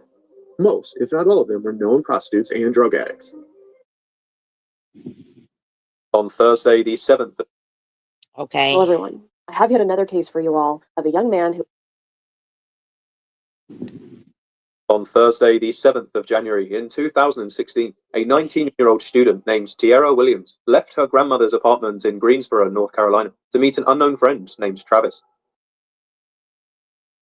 But in a shocking twist, she would never return and hasn't been seen. Yeah, I hope not either. I do. So, since. That morning, Tierra had just enrolled herself in some early childhood development classes at Guilford Technical Community College, with prospects of one day making this her profession. But in the days leading up to her disappearance, little did her family know at the time that she had also been in contact with an ex. $1,500 a month if you also take care of a friend or relative at home? No way, right? Most people don't know. Hello, everyone. I have yet another case for you all of a young man who would go missing after a night of partying in St. John's, Newfoundland. And it's yet another one that will leave you puzzled. 20-year-old Josh Miller was born in 1992. He was an aspiring police officer and was very enthusiastic about life to the point that it inspired other people. He wanted to help people and was a hard worker who held down 2 jobs. One at a local. Hello, everyone. Today's case is on yet another missing Indigenous mother who vanished just a couple years ago from Canada's Maritime. To this day, there are no answers. But hopefully spreading the word on her case could lead to new eyes and new tips. Erin Brooks was born on May 24th of 1983 to her mother Lori and had 3 sisters, 2 of them named Amy and Morgan. They're part of the Wolastoqey First Nations. Their family moving around a lot in the other years. First Nations women that go missing, or Indigenous women that go missing. Wow. You'd be amazed, and their cases do not get looked at.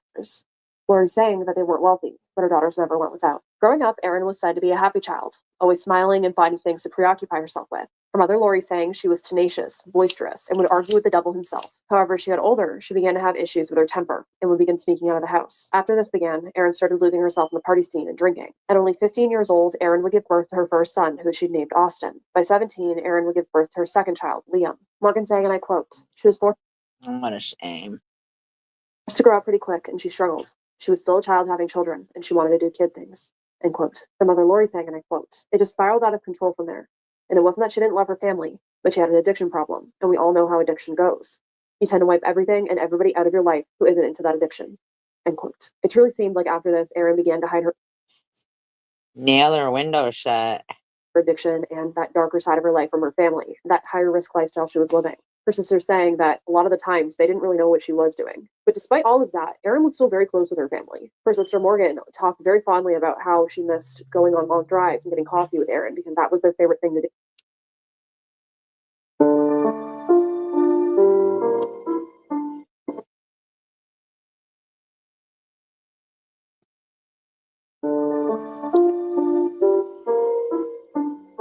His death, Ian Wilson married Karen Bowerman in late 1983 in Surrey.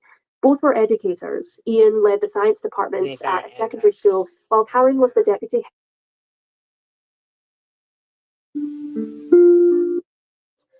Stina also had a very... A home invasion in a ritzy California neighborhood leaves mom and dad dead and their youngest son paralyzed. Did their $80 million real estate empire drive someone to murder? Or is their killer closer than they think? Let's recap.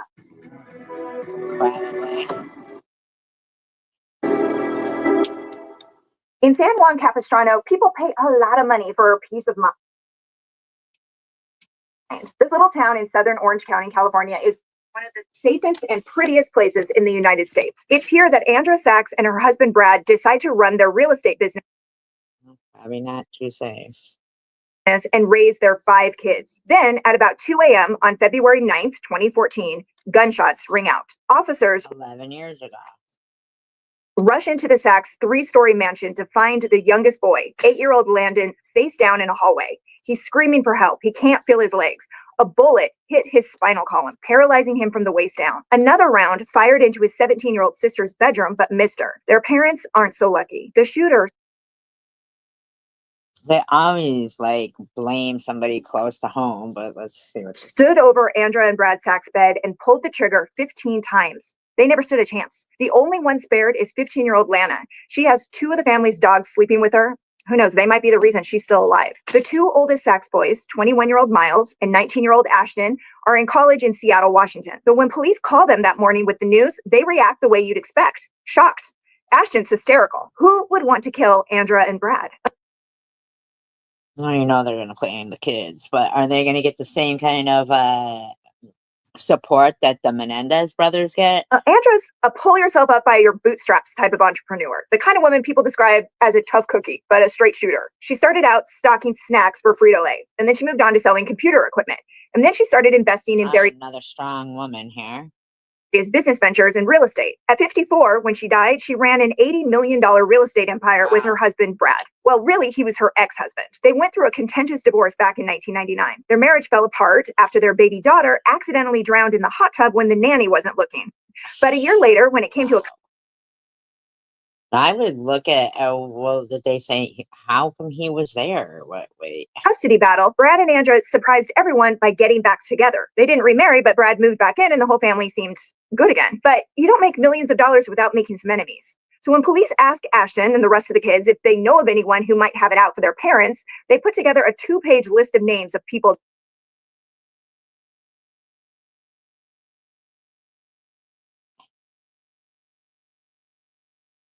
that they did business with. And they weren't wrong. The comments on their obituaries aren't your typical RIP, you'll be missed comments. People are writing things like, karma's a bitch, and now you're underground with the same insects you left your tenants to live with, things like that.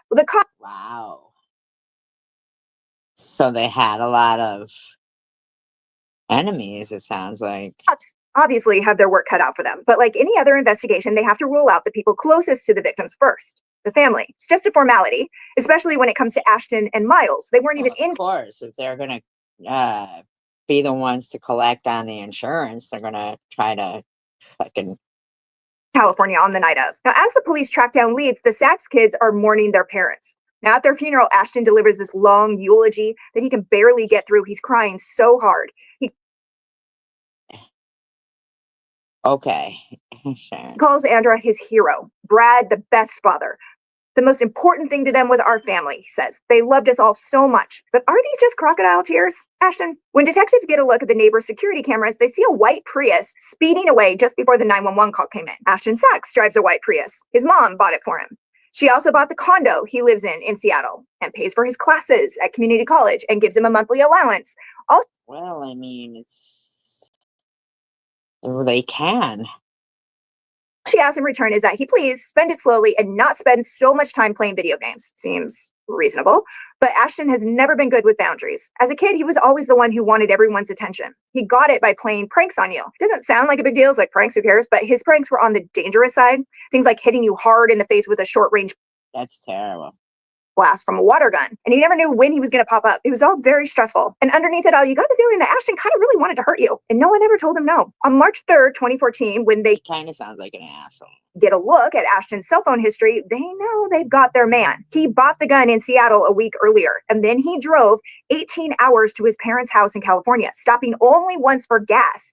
When he had to pee, he just went in his pants and kept driving. Okay. Now I got to time you out because, yeah, I'm going to time you out for that.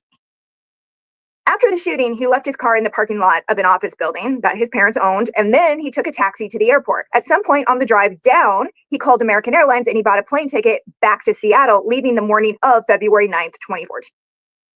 Well, he does seem guilty, this kid.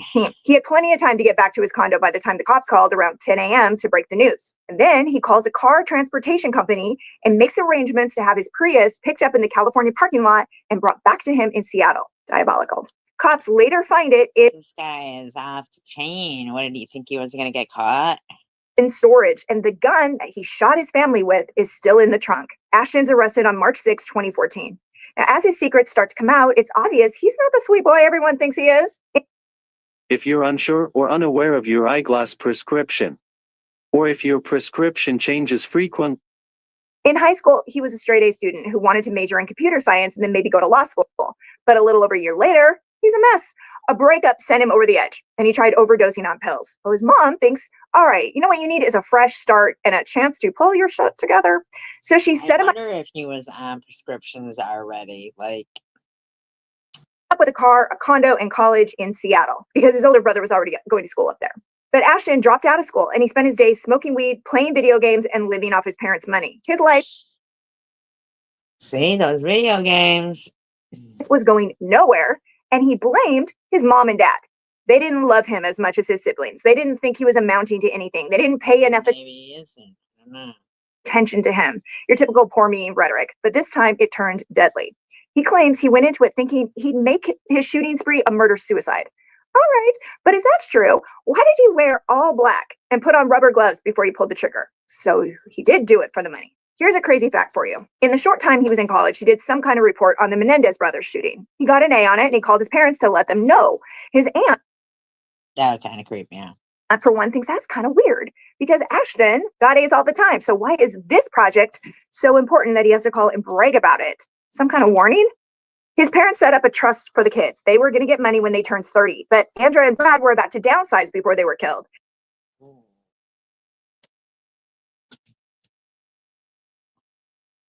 They just bought a condo in Coronado, California, and they were planning to move within weeks. As police are building their case against Ashton, he and his brother Miles are in the process of getting custody of.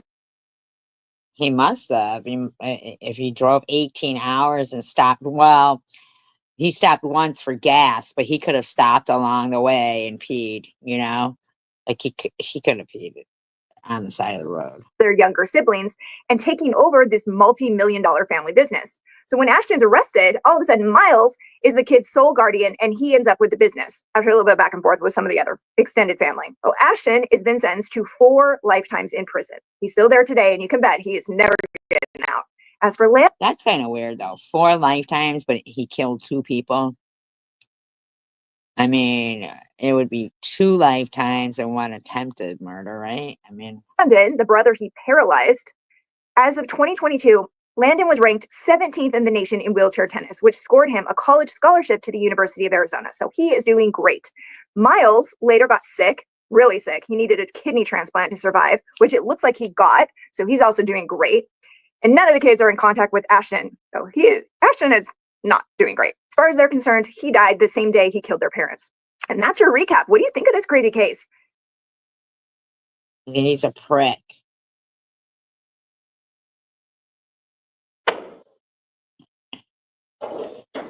No, but I watched one today where the kid killed DNA his tracks a father. He killed his father, and they let him go for self-defense. He shot his father. Now, he had already said he was going to kill his mother. And he did. And they just let him go again in February. This month. Let him go again. Cold case 50 years old. And the killer, not what anybody expected. Let's recap. It's early Monday morning, March 21st, 1977, at McKinley High School in Honolulu. Students are coming in, they're ready to start their day, and then a teacher makes a gruesome discovery on the second floor of the English building. 16-year-old junior Dawn Momohara is dead. She's on the floor, an orange cloth tied around her neck. Her dress is pulled Oh my God, in the school. up over her head. She's been strangled, sexually assaulted, and left like trash outside a classroom next to a stairwell. But here's the thing. The building didn't even have doors on the entrances or hallways, so literally anyone could have walked in off the street and done it right there with no one seeing anything. They did find DNA on her clothes, but this was 1977. Science wasn't anywhere near being able to do anything with it. So save it. If you're going to find it, if you're going to find DNA, then you're looking for it for a fucking reason. Yet. Dawn wasn't the kind of person you'd expect to end up in a story like this. She's quiet, shy, more into studying than going out. A solid student with a small group of close friends. The last time anyone saw her alive was Sunday afternoon, the day before. She told her mom she was going to go walk the mall, but she never made it. Her mom reported her missing later that night, around 10:30. Oh, she did say that? Oh, I didn't hear that. Oh, she did? She ended up at her high school, 2 blocks from her house, but in the complete opposite direction is a mystery. Only her killer knows what really happened. So here's where things get interesting. A witness actually saw a guy leaving the building Sunday night between 9 and 10 p.m. He was described as Asian, somewhere between 18 and 22 years old, with shoulder-length hair and weighing about 150 pounds. He got into his car, a maroon 2-door sedan with a white top. Sounds like a solid lead, right? Nothing came out of it. No suspects, no arrests, nothing. The trail just went ice cold. And that's how it stayed for Sure it did. These fucking they don't even look. Nearly 50 years. Fast forward to 2023, and suddenly there's a breakthrough. They get a familial DNA match. 2 brothers, William and Gideon Castro. And the only reason why they get that is because people will send off for those family trees. like, genealogy, and for that is when they use that and then run it. That's what they do. First, they track down William in Chicago, Illinois, but no luck. It's not a match. And then they move on to Gideon. They get a covert DNA sample and boom, allegedly a match to the DNA found on Don's clothes. Covert. So some distant relative is looking up their family tree and they have a deal with those fucking companies. No, the other night they were here. Smoking on Gypsy Rose. Oh. No, not really. No. All the way back in 1977. Turns out Gideon would have been 18 at the time. These days, he's in his 60s, living in a nursing home in Utah. But here's the kicker. This isn't even the first time Gideon's name popped up in the case. Why is he in a fucking nursing home at 60? Did something happen? Almost 48 years ago, detectives interviewed him since he went to school with Dawn. He told them he'd met her at a school dance in 1976. He said he last saw her at a carnival the following year when they talked for about 15 minutes, and he told her he was in the U.S. Army Reserve. Now, Gideon graduated from McKinley, same high school, a year before the murder, and then he joined the Army and eventually left Hawaii. So, right now, this case is still developing, but if you haven't already subscribed... So, is she claiming that they saved DNA evidence or what?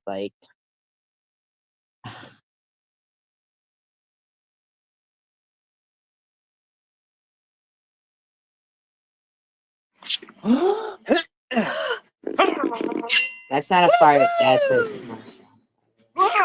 This chilling footage captures the exact moment police uncovered a nightmare. A mother and her 6 children brutally murdered in their home. For years, Yulia had been living in fear, desperately trying to escape the monster she married. She reported the For years. abuse, the threats. She begged for protection, but time and time again, the system turned a blind eye. Ain't that some shit? That fucking happens more often than not. On the morning of June 26, 2015, her worst fears became reality. A simple argument over a haircut spiraled into something out of a horror movie. Neighbors heard the screams, the violence, but no one did a thing. A week later, authorities discovered the grisly aftermath. 19 plastic bags filled with their body parts. And the most chilling part... God.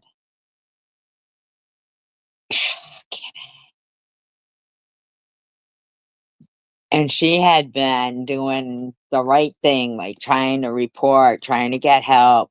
Oleg Belov's killing spree wasn't over yet. This case is as gut-wrenching as it is horrifying. A brutal reminder of how quickly violence can escalate and how the system meant to protect the... I swear to God. That's not... No, it's not secular.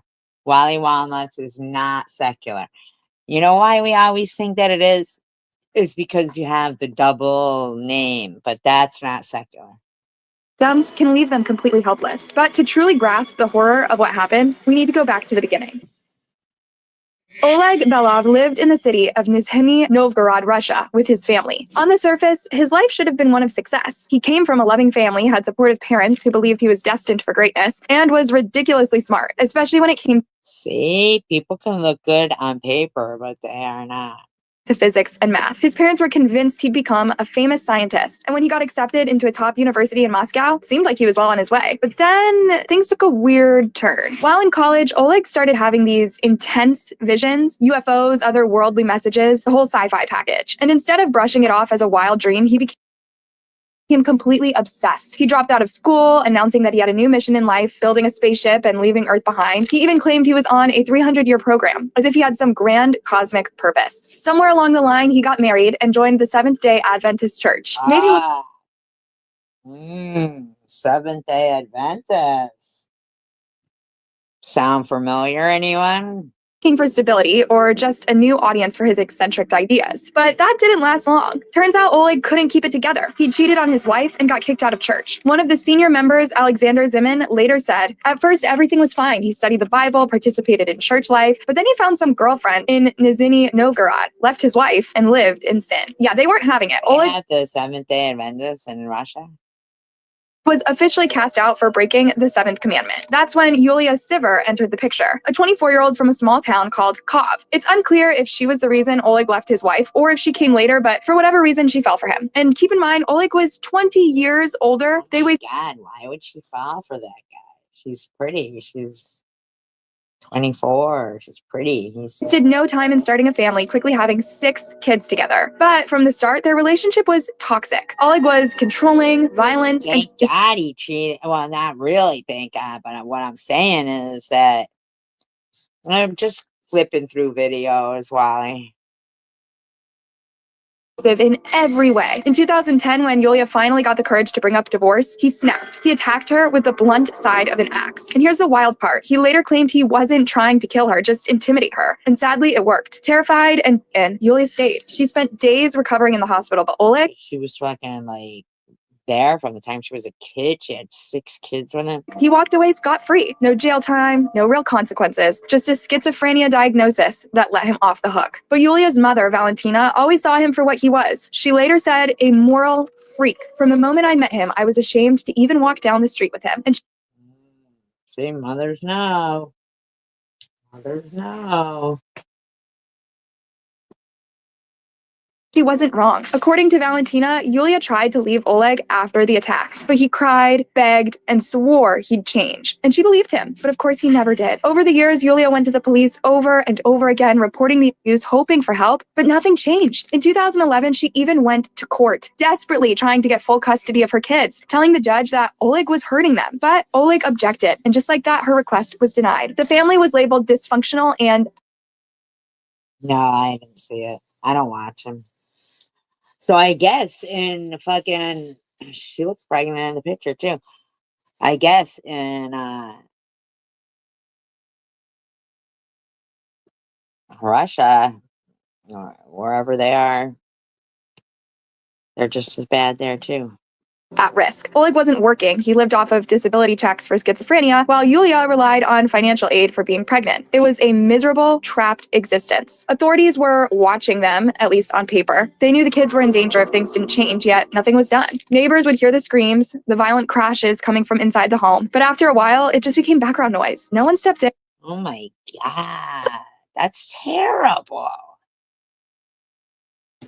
And no one saved them. Then, in June 2015, Yulia finally hit her breaking point. She went to the police, telling them that Oleg had threatened to kill her and throw her away like garbage. This time, she was determined. She filed for divorce and sought custody of the kids. She was not...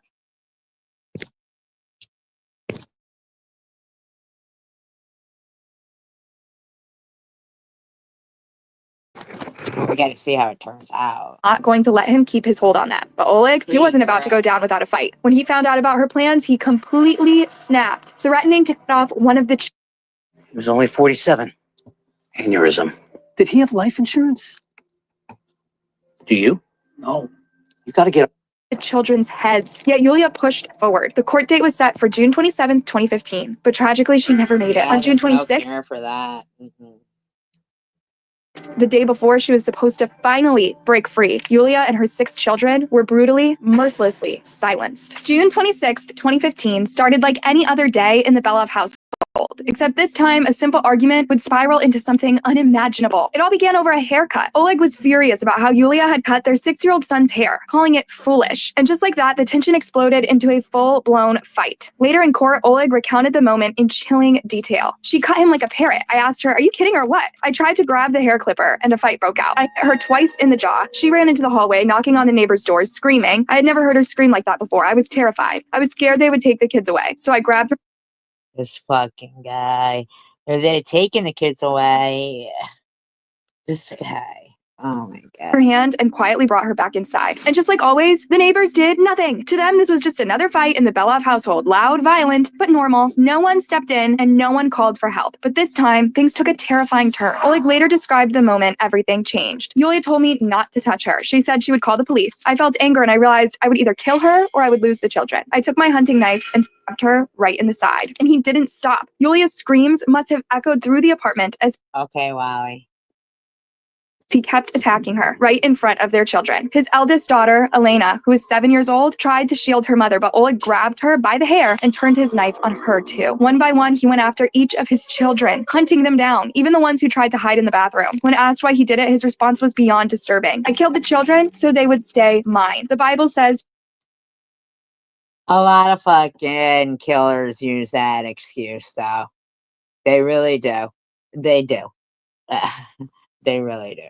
children will be resurrected. So I decided that the kids would resurrect and we would live together again. Just like that, in a span of 10 minutes, he wiped out his entire family. But Oleg wasn't finished. With his wife and children gone, his mind turned to his mother. He convinced himself that once people found out what he had done, the neighbors would retaliate, that she'd either be stoned to death or die of shock. In his warped reality, So his mother was their neighbor? only way to save her was to kill her first. So he traveled to the village where his 73-year-old No, she wasn't. mother, Zinaida, lived. He lured her out to their shared garden, pretending they were just going to pick raspberries. And then, caught in the depths of his twisted delusions, he prayed for strength to go through with it. Convinced he had received some divine signal, he knifed her 21 times. As he did it, he kept repeating, "I'm sorry, I'm sorry." Then, as if nothing happened, he buried her body right there in the soil that they had tended together. After the murders, Oleg went into full cover-up mode. He grabbed an axe from his mother's house and then went shopping for plastic bags, foam sealant, surgical gloves, and an absurd amount of perfume and cologne. He had a plan, and it was gruesome. Wearing the surgical gloves, he used the axe to cut up his family's bodies, stuffing their all this shit going on, like, and people around him hearing all those screams, everything. What the fuck? I mean, like, unbelievable. I would have cut him no break. I don't give a fuck if he is schizophrenic. If there is no cure for it, then take him down, in my opinion. Remains into the plastic bags piece by piece. To keep the smell of decomposition from seeping out, he sealed the doors and windows with foam and doused the entire apartment in perfume and cologne. And then he put on an act to keep suspicions at bay. He went door to door, casually telling neighbors that Yulia and the kids had gone to a nearby village for a little break. And as a gesture of goodwill, and probably to throw them off, he even handed out a basket of raspberries he had picked with his mother, as if that would erase the horrific reality of what he had done. But he didn't stop there. He kept the lie going. He called Yulia's mother, Valentina, with the same story. He even went to the kids' school, telling staff that they unfucking real. And everybody knew this shit was going on. This guy, see? He got balls because he kept getting away with it.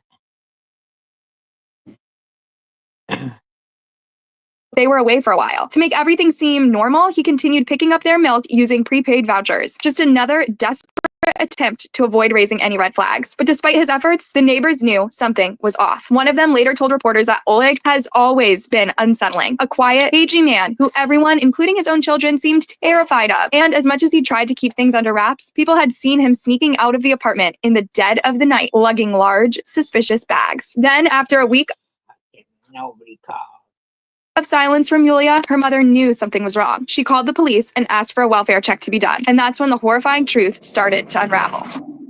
On August 4th, authorities arrived at the apartment and right away, horrifying truth was unraveled before.